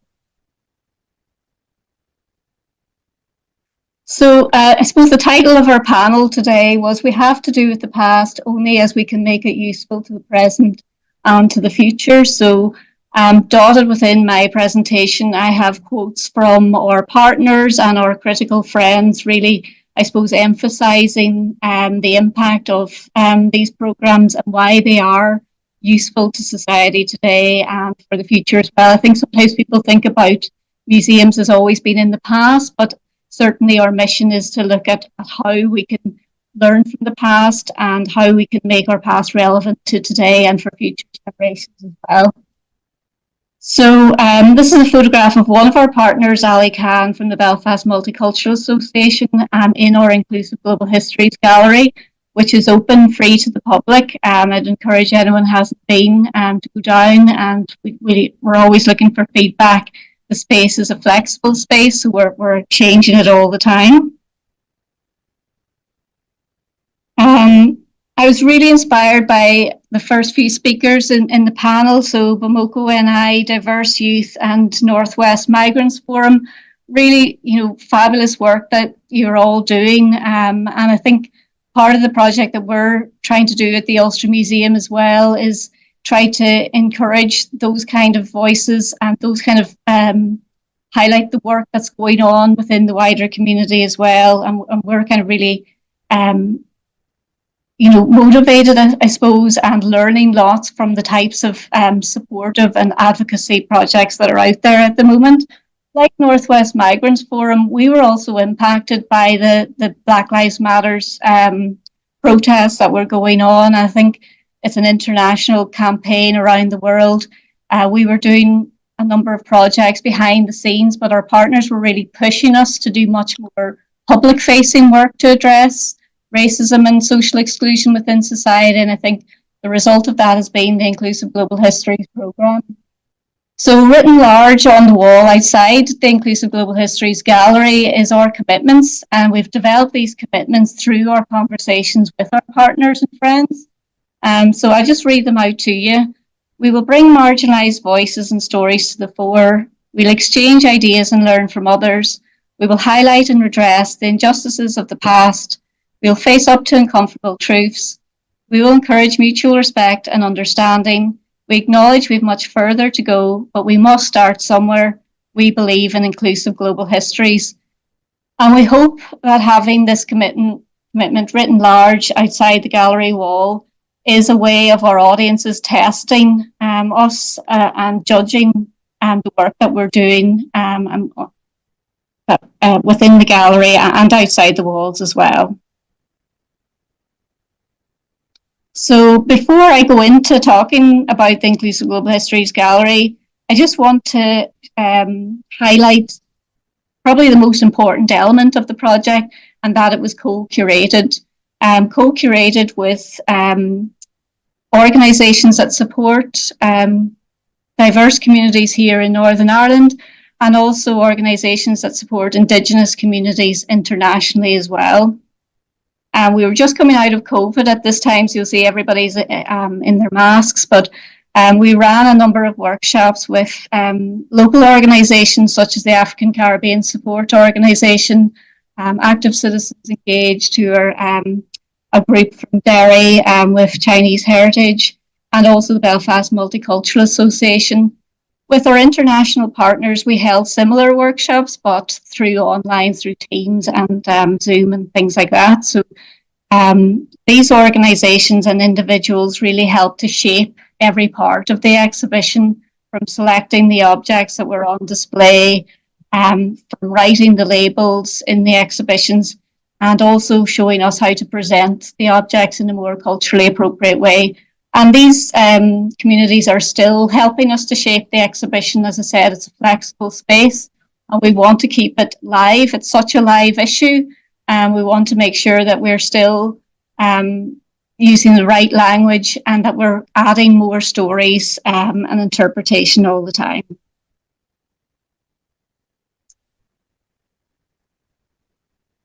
So, as I said, my role is Curator of Modern History and World Cultures, which really is quite a wide role, because World Cultures encompasses everything from ancient Egypt right up, and then the modern history obviously goes right the way up to Troubles and beyond. So we don't have the expertise to understand all the objects and cultures that are within the collections, and we do rely very heavily on working with communities, and there's a lot of expertise out there, both locally and also internationally as well. So as I said, we've been working with communities to find out more about the objects, but also have discussions with them about the future of these collections as well. So I wanted to highlight a few objects that are on display as part of the exhibition. So our section Exploring Who We Are, one of the most impactful items that we have is a Solomon Islands canoe and prow ornament. So it's a very, very large piece within the gallery. It's a really, really beautiful piece as well, highly decorated with shell inlay and carved pieces as well. So a piece like this would have had a lot of value within an islands community, where boats would have been used for anything from fishing to trading to migration, and for war as well. And so it would have been a whole community organisation that would have been inspired, I suppose, to build an object like this. For a long time in the gallery, the interpretation really was developed through what the collectors told us whenever they gave us the objects. So Captain Casement from County Antrim brought the Solomon Islands canoe to Belfast in the 19th century. He said the reason he appropriated it is because the locals were using it for headhunting or cannibal expeditions. And this was always the interpretation that we used in the Ulster Museum. There wasn't any other evidence for that, however. And also now we know the history of the Royal Navy, of which Captain Casement was part of, and the violence that colonialism brought to those lands as well. And so that's a kind of story that we're trying to bring into the gallery as alongside the whole celebration, I suppose, of the canoe and its skill and craftsmanship that was used to make it, and what it represented for the island community there. We also did kind of online story talk sessions with Native American communities, in which we found out lots about the objects that were in our collection from this Haida wooden food box. We had a lot of inaccuracies, to be honest, in our collections management system. We had some of the materials that we had labelled were incorrect. The uses that they were used for were incorrect as well. So we are still learning all the time from these conversations that we're having. I have a picture there of a community group from Northern Ireland, Imagination NI, who do a lot of Indian events and support and advocacy work. They're very interested in our South Asian miniature portraits on ivory. And again, from this group, we're learning a lot about Indian history, the sensitivities of language, reinterpretation of history. These objects were labelled as items from the Indian Mutiny, for example, portraits of Indian Mutiny leaders, whereas talking to Imagination NI participants became much more aware of, really in India, it's called the independence movement for India rather than the mutiny, which definitely shows which kind of side you're on by looking at the name of that war, for example. So as I said, I wanted to highlight some of the quotes from our participants and partners as I went along, just to show the relevance of why it is important to have these items, to tell the story of these items from history. So Karen Scrivens, who's a member of Active Citizens Engaged, says it's of value because it's my story. And Naomi Appleby, an Australian Aboriginal woman, said we're getting more than one story, we're getting both sides of the story. So I think these are kind of really important aspects of the reinterpretation project for these participants. Another section in our exhibition is called Challenging the Present, and within this section, I suppose there's quite some difficult conversations that we're having within our collection. As I said, the main purpose of the exhibition is to kind of address racism and social exclusion, and we're doing that in two ways. One is through celebrating cultural diversity and acknowledging the diverse nature of our society, but the other one is also acknowledging some of our more difficult or challenging pasts, and also the museum's part in that as well, through unethical acquisitions in some cases, and also misrepresenting or actually just ignoring some of these histories in the past as well. So the angle on the left there is a piece which we know from some of the diaries which are held here in PRONI was taken through a violent interaction with Australian Aboriginal people. So we've been in communication with the Australian Institute for Aboriginal and Torres Strait Islanders, as well as source communities who've come here to Northern Ireland to view the items and to discuss with us the future of these collections. I think it was Patrick Corrigan who said, should these items still remain here in Belfast when we know about the unethical acquisition of some of these objects and how they were acquired? So these conversations are quite ongoing, We have updated our collections development policy, which looks at issues such as repatriation, for example. But we can only move as fast as the source communities can. For them, it's also a difficult and new subject. Bringing items back home isn't something that they've done before either. So they need to kind of understand how they're going to do the process for themselves. Talking about violent histories as well, can be a very, very difficult topic. As we progress within our work, actually, the need for trauma-informed practice is something that we are developing more and more, and we're learning and developing more and more about.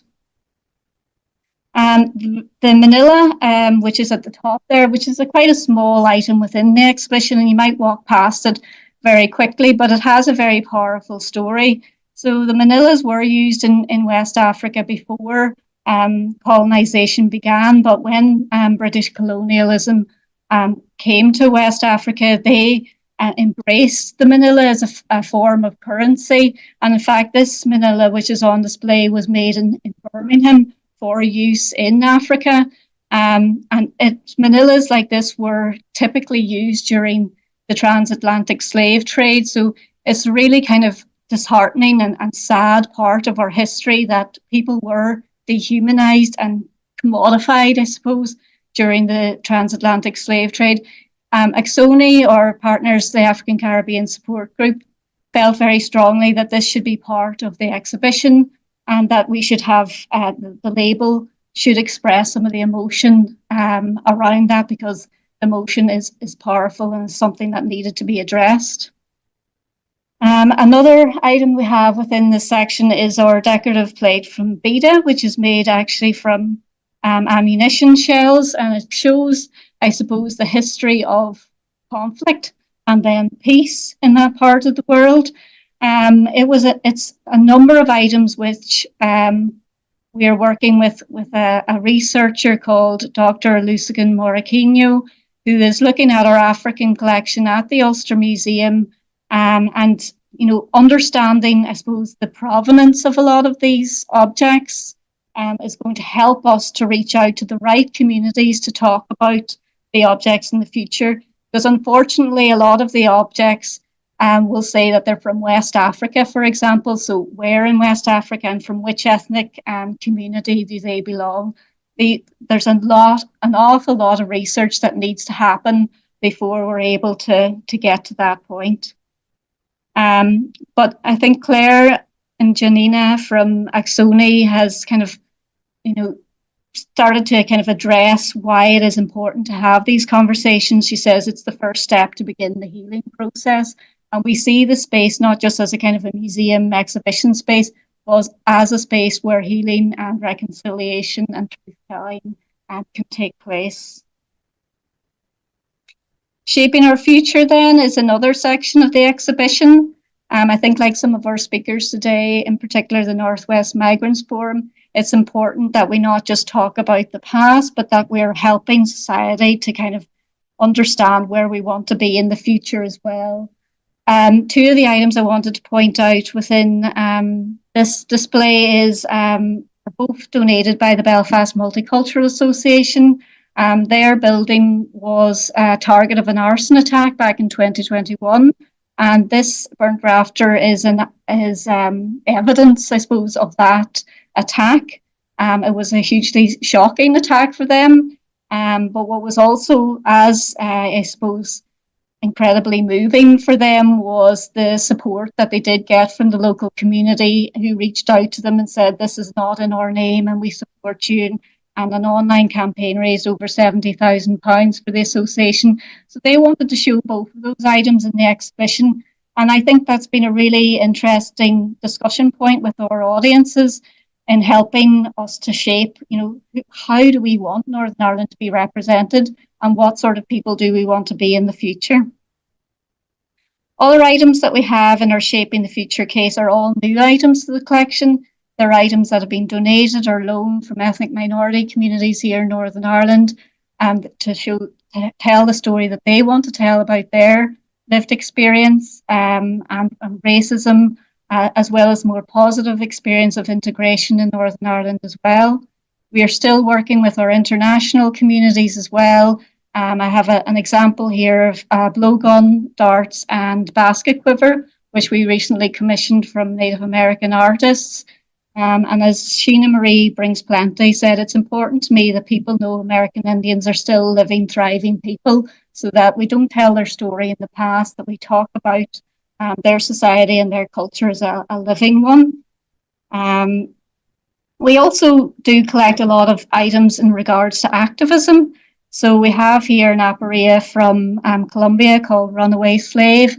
I met the ladies who made this piece, and they're a real powerful, kind of inspiring group of women who've actually just recently set up their own museum in Colombia.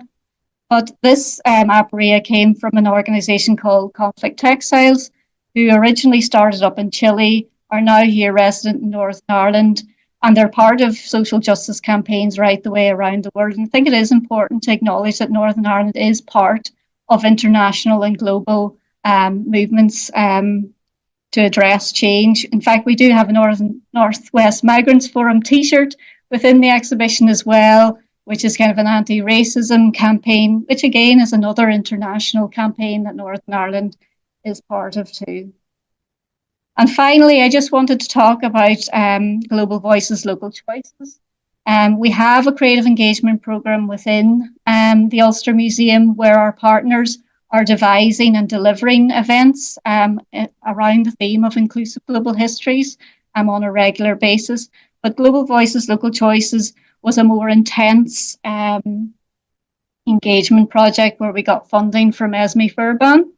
And we worked with Northern Ireland Museums Council with 6 museums across Northern Ireland and with the African Caribbean Support Organisation, where 6 ethnic minority groups worked with 6 museums across Northern Ireland. They selected one item from the World Cultures collection, and then they were able to tell their own stories or interpret that item through creative means, so through music or art, through creative writing. Within Belfast itself, we worked with a group of African participants who were supported by Starling Collective, who supports asylum seekers and refugees. And they worked with an artist to develop printed booklets inspired by our Ethiopian headdress within the collection. That display is still at the Ulster Museum until the end of the month, so just another couple of weeks. So if you have time, please go up and see. We're really proud of the work that they did to curate that case. And I think there's a few quotes here from the participants. So it means a lot to me to have my voice in the museum. And also the community needs to know who we are, and then they will get a better understanding of us. And I think there's a lot in there really about empowering voices, but also helping the wider society to better understand, empathise, and hopefully be inspired by a lot of the work that our ethnic minority communities are doing here in Northern Ireland. So that was the end of my talk. Thank you very much. These are our Global Voices, Local Choices group from Belfast. As I said, there's 60 in total, and they're doing fantastic work. They've had displays all across Northern Ireland, but they're part of a much wider programme. And if I may plug a little event that we're doing tomorrow as part of our Inclusive Global Histories programme and the Douglass Week, we have 2 activist writers, so Nandi Jola, who's a South African writer, and Jan Carson from Mid-Ulster, and both of them will be talking about activism and peace within their writing. So I'd like to invite anyone who's interested in that theme to come along tomorrow, 1 p.m. at the Ulster Museum. Thank you. Thank you, Adrian, and hello, everyone. I'm sure you're as stimulated as I am on the great morning that we've had and so many such interesting talks and how much they're interweaving with the contemporary, but now we're going back into our history. So I want to have a very brief look, it's really a gallop, at revolutionary women from the time of the United Irish Rebellion to the centenary of the United Irishmen, and focusing on the women who, in the words of Mary Ann McCracken, had to, quote, rational ideas of liberty and equality for themselves and were not content to continue with their present abject and dependent situation. So we'll first of all look at the United Irish period, and then after that, think about the sort of the contemporaries of Frederick Douglass in the 1840s. So here we have a battle scene without women, Vinegar Hill, and it's true that very few women considered or were encouraged to join their male comrades on the battlefield, although there is evidence of women accompanying their men and joining them. We know, for example, of Betsy Gray fighting and dying in Ballynahinch in 1798, while an estimated 200 women did take part in the Battle of Vinegar Hill, even if they're not portrayed in paintings. And this is a Miss Redmond, a leader of the rebels on her hunter, a detail from the Battle of Wexford that was taken from the front of a book on women of 1798 that Dara Keogh and Nicholas Furlan produced at the time of the bicentenary. But what were the aims of the United Irishmen, other than to break the link with England and to secure the independence of the country, to unite Protestant, Catholic and Dissenter? Like American and French revolutionaries, they drew upon classical Republican discourse that equated political rights with the right and duty to bear arms, a model of citizenship from which women were explicitly excluded. So the United Irishmen would confer active citizenship to all adult males, universal male suffrage, secret ballots and annual parliaments were their aims. The women of the Republic, the patriot mother, the sister or wife, the heroic subordinates, encouraging their menfolk to meet with their civic obligations, could only be passive citizens, subordinating their feelings to the public good. So there's no evidence that the United Irishmen, any more than the French revolutionaries of 1789 had done, would have included women in their definition of citizen, despite the iconography of the liberty-capped woman of that revolutionary era. So a woman like Matilda Tone was what historian Nancy Curtin has described as the epitome of virtuous Republican femininity. She demonstrated her civic virtue by freely giving up her husband, Theobald Wolfe Tone, to the cause of Ireland, an example of easing the choice by which men had to make between domesticity and public duty. She was the patriot wife who spent the rest of her life ensuring her husband's memory lived on, even though Madden, when he's writing his history of the United Irishmen, didn't think to interview her when he visited Washington and she was still living in nearby Georgetown. Madden also left out of his history those parts of Mary Ann McCracken's letters where she wrote to her brother Henry Joy on her feminist hopes for the future. And this is a really important omission because I think it reinforces Mary Ann's image as a dutiful sister rather than as a woman with her own agency. So, feminist political aspirations. Well, they had reached Ireland, and in fact, one could argue that feminism was strongest at this time in the Presbyterian North. Mary Ann McCracken was an admirer of Mary Wollstonecraft, author of The Vindication of the Rights of Women, which was published in 1792. And in a letter to her brother, she wrote of her hopes that the female part of creation, as well as the male, should throw off the fetters with which they've been so long mentally bound, and that the revolutionaries would show an example of candour, generosity and justice, superior to any that have gone before them. It was clear that Mary Ann saw women's emancipation as part of the revolutionary endeavour.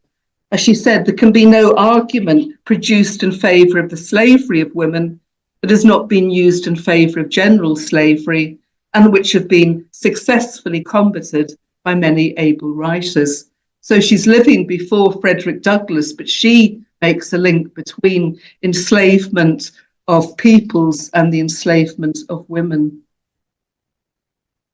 We know that after the defeat of the Rising, she continued to live a life dedicated to the poor of Belfast, particularly women and children. There's a list of some of the activities she became involved in, and that she became a strong opponent and campaigner against slavery in her final years. She was never reconciled to the limitations imposed on women, and with 19th century Belfast becoming an outpost of industrial Britain, with the failure of the revolution and the failure of revolutionary hopes, Mary Ann wrote to a friend, "The sphere of a woman's industry is so confined, and so few roads lie open to her, and those so thorny." As I say, it is a gallop through. The next generation of revolutionaries, significant numbers of women, wrote for The Nation, which is the journal of the Young Ireland movement of the 1840s, a period when Frederick Douglass was in Ireland. And I don't know links between The Nation and Frederick Douglass, but I would be interested if anyone does. But at least 15 women made contributions to The Nation. There are some of the quotations there. And Speranza, the last one there, Jane Francesca Elgee, is later the mother of Oscar Wilde. Some of the women in The Nation made it very clear that they believed women had a right to equality that included the right to take up arms. So Mary Ann Kelly, who writes as Eva, and there it's every citizen should have a voice, and I trust I shall be excused for this exercise of my rights, she says rather sarcastically. She also wrote an article to the women of Ireland declaring, "It is not unfeminine to take sword or gun if sword or gun are required." And she finishes with a pledge that women in future would have greater power to determine events, saying, "Circumstances have hitherto moulded us. We shall now mould circumstances." Which sounds very much like something Karl Marx would have written around this time as well. Jan Canavan, who's looked at the women around the nation, says, although women were certainly not treated as equals by the men of young Ireland, the most politically radical male leaders began to take women's participation much more seriously over time. But again, it's highly unlikely that the Irish, if they had succeeded in the 1840s, would have gone further than the full adult male suffrage, which was the aim of the European revolutionaries of 1848. And so we come to the Fenians of the 1860s, which I'm not going to dwell on, but simply to say that we now come to a very conspiratorial movement, planning for armed rebellion and exclusively male. We have the Irish Republican Brotherhood, also known as the Fenians of the 1860s, that excluded women from membership, emphasizing militarism and secrecy, learning from the open organisation of the United Irishmen that was riddled with informers. But women now are denied agency in what becomes a very definite separate spheres conception of national liberation. And if you look on the left, the Martyrs of Ireland, the Manchester Martyrs of Allen, Larkin and O'Brien, Fenian prisoners executed in Britain in 1867. And then contrast this with the poem on the right, written 30 years later by the Irish poet and political and cultural activist Alice Milligan. When I Was a Little Girl, it's called, and it features this one little rebel wanting to join the Fenians, but to do so wished she'd been a boy, able to walk for miles with a gun on her shoulder. And Milligan is a really important figure for us in the North at the turn of the 19th and 20th century. Born in Omagh to a Protestant family, her father was the director of the bank buildings, now Primark. She went to school in Methodist College, Belfast, and after the death of Parnell, says that she became a nationalist. So Alice Milligan and her friend Anna Johnson, who wrote poetry under the name of Ethna Carberry, established an Irish Women's Association in Belfast that met in the same Unitarian church used 100 years previously by the United Irishmen, and they were consciously connecting themselves with Belfast's revolutionary history.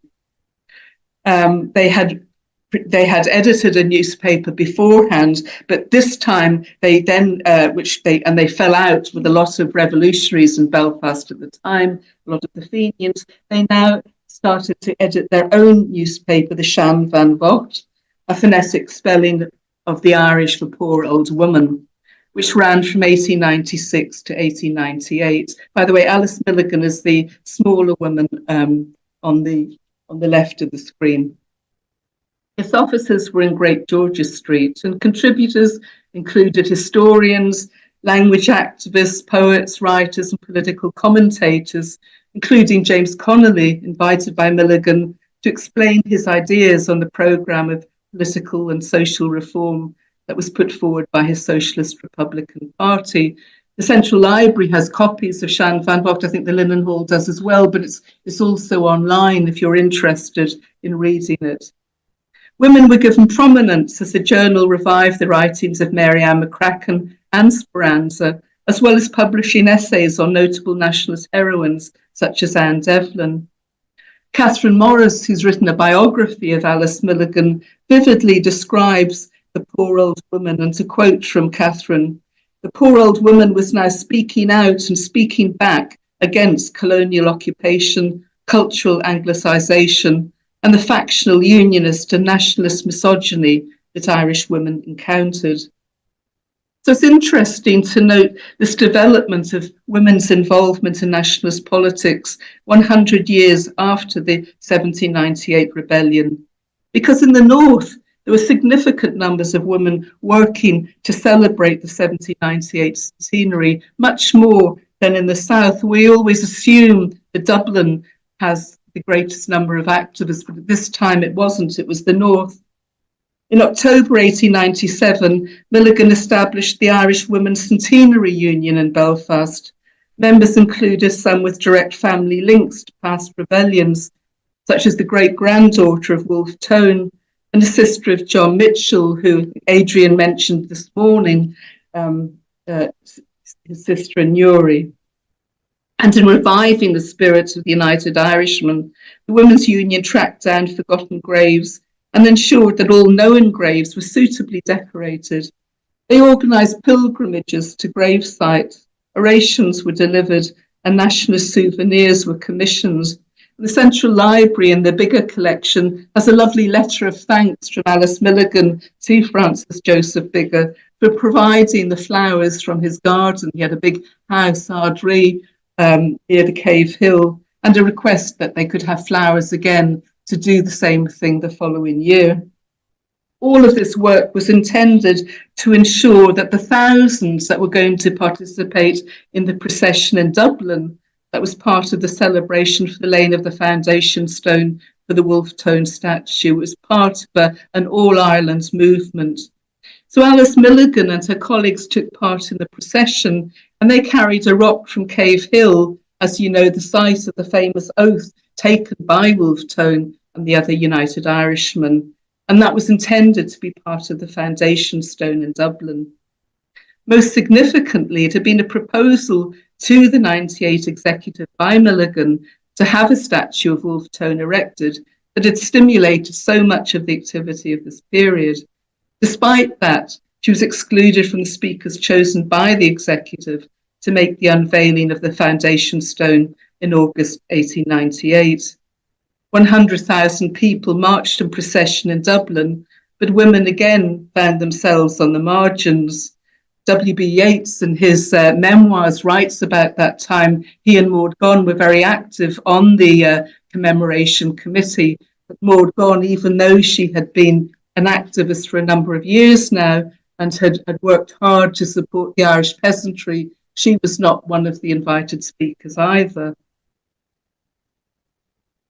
In 1904, Alice was employed by the Gaelic League as a teacher of Irish, and she brought Irish into the rural north, particularly into the glens of Antrim. She wrote 11 plays, she gave magic lantern slides lectures, and she organised what were known as tableaux vivants, or living pictures, where people dressed in costume to illustrate scenes from Irish history. So there is Queen Maeve and her daughter as one of the little vignettes, and that's Alice in old age. But these living pictures were critical for people at different levels of Irish language learning, and they were deliberately aimed at including Northern Protestants. Alice Milligan, because of her background, was aware that their upbringing had led them to believe that Irish was not their native language or national culture. And she herself admitted, although she worked for the Gaelic League, she wasn't a great linguist. She struggled with the Irish language. She worked with the artist Rosamund Prager of Hollywood, who was a staunch unionist, to design sets for the tableaus in Belfast. So the silence of the tableaus was a means of creating a space to cross borders and barriers, to cross the limitations of language and to draw people in. Alice Milligan ended up her final years in Omagh, ironically looking after a brother who was, she came from a very pro-British background, but her brother wasn't well. He'd suffered from being a soldier in the First World War. So she stayed in Omagh post-partition and said she felt like an interned prisoner in the north. She was constantly followed by the RUC, her letters looked at and censored. She was very active in the Anti-Partition League and finally was honoured by President De Valera with an honorary Doctor of Letters in recognition of what she had done for the Irish language. And just very briefly, because I want to just leave it as to where women were before the Easter Rising. This is Anini Naheran, Daughters of Erin, an organisation that was finally set up by Irish women in 1900. It's the first organisation that was set up by women, for women. Maud Gonne is the one in the hat in the middle of the picture with their banner, which was a risen sun. And she talked about how she finally met women who, like her, resented their exclusion from nationalist organisations. And they had a newspaper, Ban na Heran, the Women of Ireland. The front piece was designed by Constance Markovich. And I want to just leave their famous editorial from 1909. Helena Maloney, who was later to be one of the women active in the Easter Rising, was its editor, and she stated that they wanted it to be a women's paper advocating militancy, separatism, and feminism. And the editorial is our desire to have a voice in directing the affairs of Ireland. It's not based on the failure of men to do so properly, but is the inherent right of women as loyal citizens and as intelligent human souls. We Irish women must learn to throw off our present diffidence and assume our natural position in Irish life. And men will have to frankly admit it's only by working hand in hand that we can hope to make Ireland free. And many of the women who were in Anini Naheran later joined the Irish Citizen Army and were active in the East Rising. But I think I feel that we can trace a link between those revolutionary women in the 19th century who felt that they needed to throw off the shackles of their enslaved condition and saw the independence of their country and their own independence as part of the same struggle. Thank you. Thank you. Well, my colleague Mark unfortunately has had to leave us. He's doing a tour tomorrow, so you can go. And talking about shameless captors, I'm afraid we are shameless captors. We're both green badge tour guides in Belfast, and this is one of the, I suppose, lesser aspects of Belfast history. And we pride ourselves on Belfast as a favorite city. And in many ways, I think it is, but again, it's not as simple as that, unfortunately.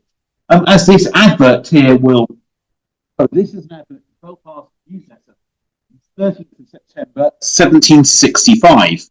And this refers to a Negro boy aged 18. He's tall, good looking, and he's run away from a Mrs. Fullerton from Carrickfergus.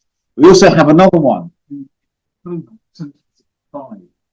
it's from John Cowden from Princes Street. So if you know Princes Street, that's by the pub. So there were people of colour living in Belfast, and obviously this was before the Sunset ruling. So many of them would have been regarded as enslaved people. And again, we don't think about Belfast history, but it's always more complex than we think. obviously, many Belfast citizens also were owners of slaves. I've counted around 10 individuals in Belfast, including this gentleman here.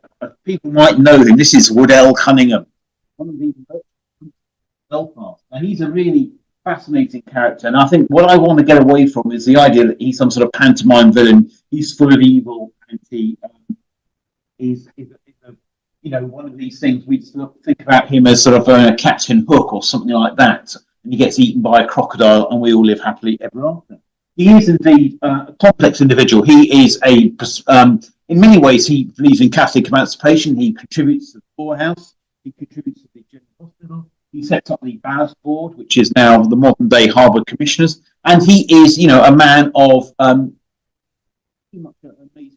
ability, but he's also dubious. He owns a slave plantation with his brother-in-law, Thomas Gregg, in Dominica. And I'll come back to that plantation in a minute. And we also have a series of letters from John Black. This is a collection which has been done.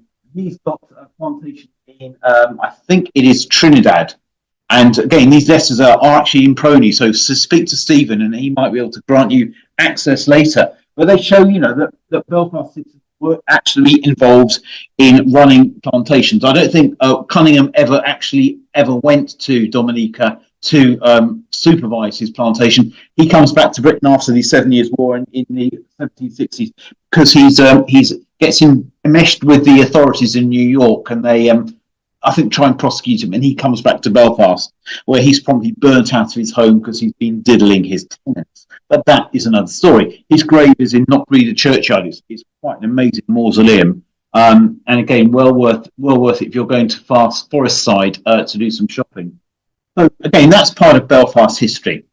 This is a picture of the Gregg family, Thomas Gregg and his brother John Gregg. John Gregg was actually one of the Crown representatives on Dominica. Again, you'll find a lot of these pictures of Belfast merchants. One that springs to mind is by Lowry, Strickland Lowry, who paints the Bateson family. That's in the Oxford Museum. And then we come to the trade. Now, this is where Belfast is certainly involved. You can see this is a graph. I can't remember what book I took this from, but this lists all the books belonging to Belfast in 1792. 25 of which are trading with the West Indies. So Belfast is actively involved in the trade to the West Indies. Again, islands like Jamaica, Trinidad, etc., are largely monoculture. They are largely sugar plantations, and very rarely do they have the ability to produce agriculture to support their enslaved populations. So a lot of salted meat is sent from Belfast. Again, a lot of the cows used to create that salted beef produce hides, produce shoes for enslaved people, and the Belfast linen industry is producing gowns made of linen for use on these plantations. So there's an interesting theory that one of my colleagues said. I ran a course recently, and one of the first people who were there said that she thought one of the reasons that so many United Irishmen were sort of very sort of strident in their views is that they were economically independent because they were reliant on this trade, and this gave them a degree of sort of political, I suppose, independence, and many of them become United Irishmen. Remember Thomas McCabe, I will come to him in a minute. The Joy family, McCracken family, all have connections with the West Indies, and we can wonder what they're getting into. And then finally, we've got the sugar house entry, the sugar trade. People know Sugar House Entry. It's just down the side of the Northern Wig. One of the stories was that apparently somebody fell into one of these vats in Sugar House Entry, and the company concerned actually issued a reward, £50, 50 guineas rather, for any evidence of this actually happening. This is one of those things. But again, so there are sugar processing plants in Belfast, and we do have ships coming into Belfast with cottons of bale. And people of colour have stowed away on these ships. Certainly one from New Orleans port, John William Brown, comes in 1830, and then we have another man who arrives from Bermuda in 1833. Again, it sort of demonstrates how this industry affects Belfast. And again, but I suppose we come to the anti-slavery dimension. People may be well aware of this graphic. This is a late 1890s graphic. And I've talked about Thomas McCabe. He is a watchmaker. He's also involved in cotton production. He owns a cotton factory with a number of other people. But he's also a United Irishman, and he has outside his in North Street, which apparently is the Tribeca shop front. The Tribeca is a company which owns the assembly rooms here. This is a graphic of the interior of the assembly rooms. Currently derelict. Mark has actually gone off to do some work on trying to get this into public ownership, because it's currently falling to bits. This is the oldest Georgian building in Belfast, a really fine piece of Georgian architecture turned into art in the 1840s by Lanyon. But until then, it was a public space where people like Charles Lennox Raymond spoke in 1841, and other people like that. So, famous story is that Cunningham here, you can see him in the centre of his red jacket. He's come up with a new squizzy idea, and it's the Belfast Slave Ship Company. Thomas McCabe, who is a devout Christian United Irishman, member of the First Presbyterian Church, you can go to and sit in his pew to this day. He stops this and threatens anybody who signs the agreement, so that Cunningham is asking members of the Belfast elite to sign, that they will burn in hell forever. And again, it's one of those strange, and this really stops any type of, I suppose, widespread sort of corporate ownership of slave ships, in the same way that many Lord Mayors in Liverpool and Bristol and London do.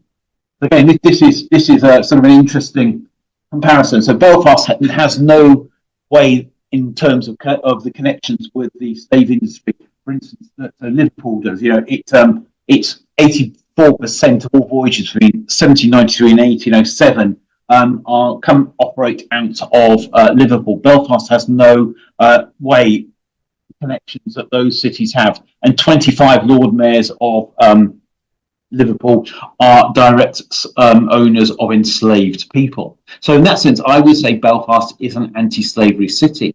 And then we reach the 19th century and the formation of the Belfast Anti-Slavery Society in 1830. And again, what is absolutely amazing when we do these tours is how the issue and cause of anti-slavery abolitionism draws people from across the religious and political divide. For instance, you've got this membership here of people at the first meeting. So you've got the Sovereign, which is essentially the Mayor of Belfast, Sir Stephen Edward May.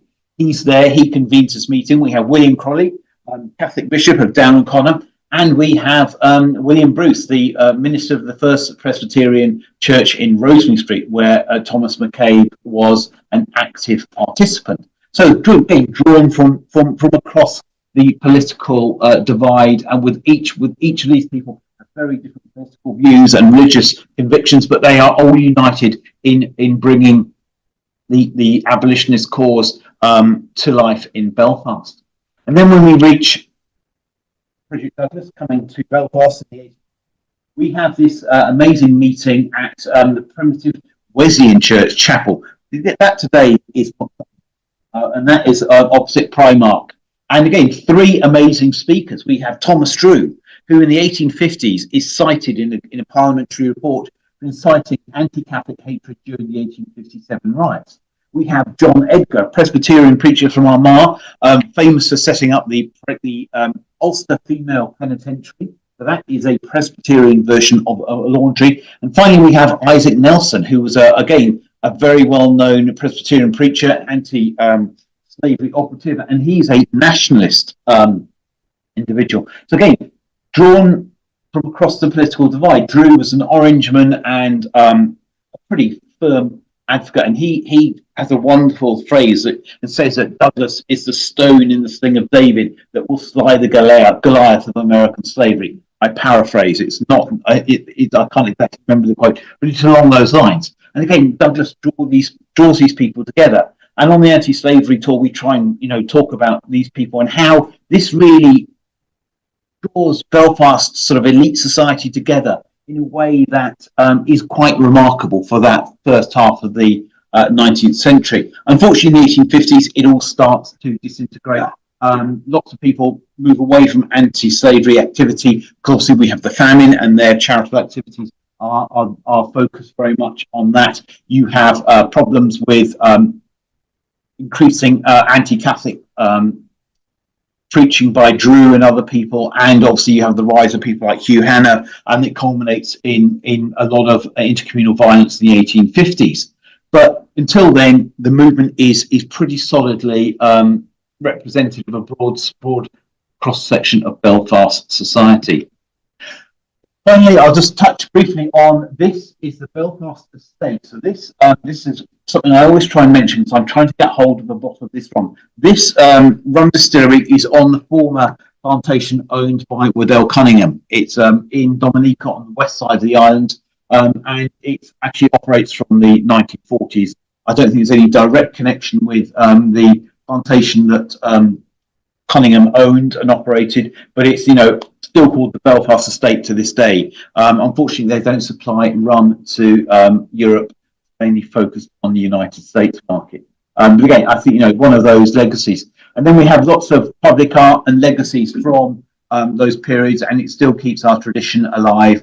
We've recently had a statue of Mary Ann McCracken, again fantastic. This wonderful mural of Equiano, who we've talked about, down near Henry. So this is Henry's bar. Again, fine for booze. Obviously, we have Frederick Douglass and Sugar House entry I've mentioned, and Douglas here on the International Wall. So I know time is short.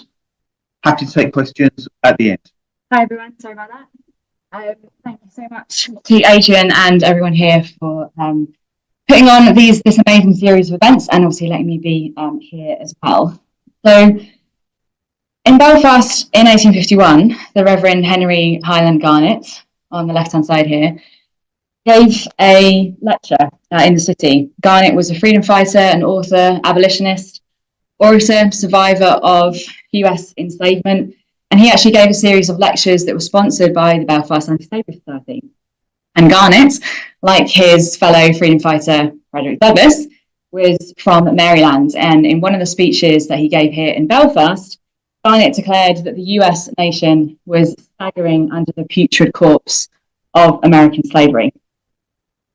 So throughout the 19th century, Black freedom fighters travelled across the Atlantic to Ireland, to Britain, to lecture about their experiences of enslavement, of racism, white supremacy. They came here to publish their narratives, their autobiographies, radical works that are often forgotten about. They came over here to raise money to legally purchase themselves, their family members, their friends, their comrades from US enslavement. And these radical freedom journeys, these radical journeys of freedom had an overwhelming impact on transatlantic audiences, and Black women and men spoke in quite literally every single corner of Britain and Ireland. And these lecturing tours were sometimes arranged through key anti-slavery societies, key anti-slavery figures, reformist networks in major cities. But these Black freedom fighters were also veering off sort of traditional pathways, reform pathways. They were speaking in very small communities, rural fishing villages, pretty much anywhere where they could gain a hearing. And in doing so, they spoke, again, quite literally in every single venue imaginable, not just churches and chapels. They spoke in friends' meeting houses, young Christians, young men's Christian association venues. They spoke in schoolrooms. They spoke to school groups and at Sunday schools as well. They delivered addresses in town halls, council halls, temperance halls, trade halls, guild halls, corn exchange buildings. They spoke to British and Irish labourers, working class communities in factories, collieries, mechanics institutions, literary institutions. They also spoke in concert halls, theatres, taverns, pubs, inns, restaurants, hotels, private clubs, parks, open spaces, literally everywhere. So many Black freedom fighters, of course, came to Belfast, and this is not an exhaustive list I have up here. Many more did come to Belfast and did come to Ireland as a whole. And some of the figures listed here are key figures in the transatlantic anti-slavery movement and the anti-racist movement. So Charles Lennox Remond, for example, I've already mentioned Henry Highland Garnet, Frederick Douglass, of course, William Wells Brown, William G. Allen. Others, like James Watkins, are fairly unknown. And others that you see sort of from about 11, 12 onwards, Men like Bishop Walter Hawkins, the Reverend J.H. Hector, he was known as the Black Knight of the temperance movement, and Amanda Smith as well. They actually visited after 1865. They were coming in the 1880s and the 1890s to lecture and preach and to teach as well about the legacies of enslavement. They were coming over here to talk about white domestic terrorism, violence, white supremacy, racism in the US and also globally. And their inspiring speeches, all of their inspiring speeches were essentially the driving force behind the anti-racist movement, the transatlantic and global anti-racist movement. And these activists were exposing the horrors of US enslavement. They were exhibiting weapons of torture. They were telling their stories of self-liberation. They were encouraging boycotts of goods produced by enslaved labor, so cotton, sugar. They were celebrating examples of Black heroism from around the globe. They were challenging racist and white supremacist ideologies that declared the African continent, for example, had no history, or the African continent was uncivilized, was barbaric. And they were also seeking donations to free enslaved family members, or they were creating community initiatives. So they were collecting money for the creation of Black schools and Black churches across the US and also Canada. So in the time I have left today, I just want to focus on James Watkins, who, as I mentioned, like Frederick Douglass, he was born into slavery in Maryland, and he secured his self-liberation in 1845. He settles in Hartford in Connecticut with his wife, Mary Eliza Watkins, and they would have 3 children together, Simon, Ellen, and Mary Isabella. Tragically, the 1850 Fugitive Slave Act forced James Watkins to travel over to Britain. And he spent over a decade in Britain and also in Ireland as well, lecturing against US enslavement, racism, colonization, and segregation. And he was a real strong supporter of free produce, urging audiences to essentially boycott goods, those goods I mentioned earlier about goods produced by enslaved labor in the US South, essentially trying to cripple American slavery economically. And the first edition of his autobiography was published in 1852 in Bolton, in England. This image is actually from the Birmingham edition in 1856. There were multiple editions of his autobiography, 1852, 1853, 1856, 1859. He revised it in 1860 with a new title, Struggles for Freedom, and that went through multiple revisions as well. 62 and 63 it was also published. It had a phenomenal sale here in Ireland, but also in the UK generally. And in these books, he reflected not only on his experiences of enslavement, but also his experiences of racism, both in Britain and here in Belfast. Another thing that he did in 1856 is that he created a poetry book. So he collated anti-slavery poetry from authors like Walt Whitman, the American poet, and then he also collected poems that were written by audience members who had attended Watkins's lecture and were so inspired by that lecture that they wrote poetry afterwards. He published that in 2 places, in Beverley and Manchester in England. And with the proceeds from all of those books and his lecturing tours, donations from audience members, Watkins liberated enslaved family members, including at least 2 of his siblings. I'm still trying to trace whether he was able to do that for his other brothers and sisters.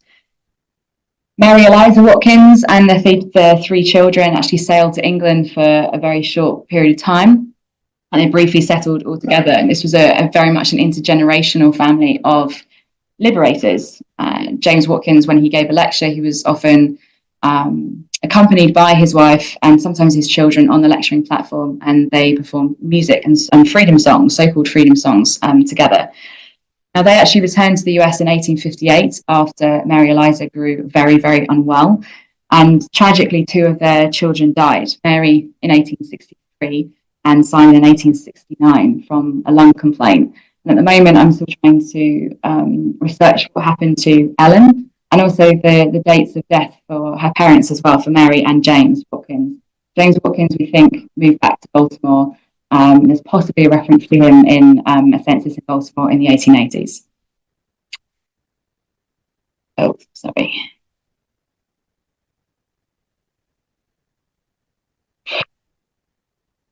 But to focus a little bit more on Belfast, In his 1859 autobiography, James Watkins makes this powerful declaration: "I will never relax my efforts in attempting to put down that accursed system of human suffering, degradation, and torture, slavery."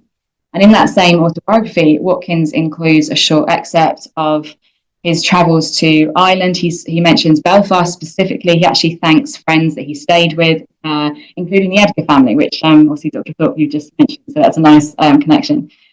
He also thanks the editors of the Banner of Ulster, in his words, for their kindness towards me and the cause I'm advocating. And in November 1856, Watkins gives his first lecture here in the city in the Corn Exchange building. And according to a local newspaper correspondent, the room was densely crowded by a most respectable assemblage, and large numbers were obliged to go away from want of further accommodation.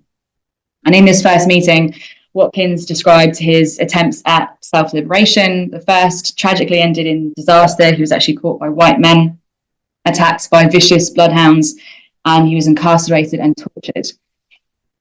In this meeting, he also exhibited weapons of torture to visually illustrate that story and his own story and his own experiences, and to powerfully illustrate for his audience the immense cruelty that he experienced and that millions of enslaved people were experiencing at that very moment on the soil of the US South. Another thing that he did in this first meeting here in Belfast is that he countered white misconceptions, in his words, about the common argument that slaves are comparatively better off than the working men in Ireland. Watkins said, "No matter how hard a man might work in Belfast, if he was unsatisfied with his wages or did not like his employer, he could give him a fortnight's notice and even sometimes leave without any notice. But what would the slave owner say if one of his slaves were to go up to him and say that he wanted to leave him and then give him a fortnight's notice?" And in reply to this obviously rhetorical question, Watkins said the slave owner would be inclined to give him a fortnight's notice on his back with the cowskin. So at the end of this first meeting, Watkins actually sang a so-called freedom song, an abolitionist song, and he announced that a series of lectures would be held in the city here in Belfast, in the Corn Exchange, and also in the Methodist Chapel on Donegal Place. And one correspondent for the Belfast Daily Mercury said that, and again I'll quote, "There can be no doubt that these lectures will make the feeling of hatred to the system of slavery become more deep-rooted than heretofore in the breasts of all who have heard them." And another correspondent noted that the third meeting at the Corn Exchange, that actually had to be ticketed, again according to him, in consequence of the great inconvenience arising from the overcrowding at the previous meetings. And at this third meeting, Watkins made eloquent and forcible remarks bearing upon the system of slavery. And Watkins sang another freedom song at the end, and the audience actually joined in at the chorus. But just to finish up, and in the spirit of trying to learn more about the integral and vital roles that Black women played in the social justice movement, inspired by Professor Celeste Bernier's research on Anna Murray Douglass and the Douglass family, I just want to briefly end on Mary Eliza Watkins, the activist wife of James Watkins.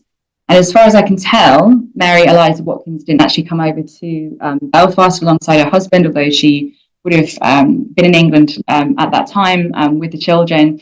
But while he lectured, whether it was in England or whether the family were back in Hertford, she performed various activist roles. She is educating and raising the children. She is engaging in the anti-slavery cause. She is keeping the home back there in Hertford, and she's providing integral and important moral support for her husband, who, particularly when she was in Hertford, was quite literally thousands of miles away. And while we don't know too much as yet of Mary Eliza Watkins's own life and voice, we obviously do know that she performed anti-slavery songs, as I've mentioned. And Watkins actually honours his wife's support and their love and their marriage, and actually includes excerpts of a couple of her letters in his first book, in his 1852 narrative. And we know that her contributions to the anti-slavery movement and to her husband were obviously immeasurable and valuable. And it's just that connection is really summarised with her undying support of her activist husband. So I just want to end on her words. She powerfully writes, "My dear, the thought that you and I must be forever separated in this life, to me indeed is very painful, yet far rather had I that it be so, than you should be dragged back to bondage, the scourge and the chain. And despite that immeasurable pain that both were experiencing, she continued to urge him to do his duty for the anti-slavery cause. Thank you.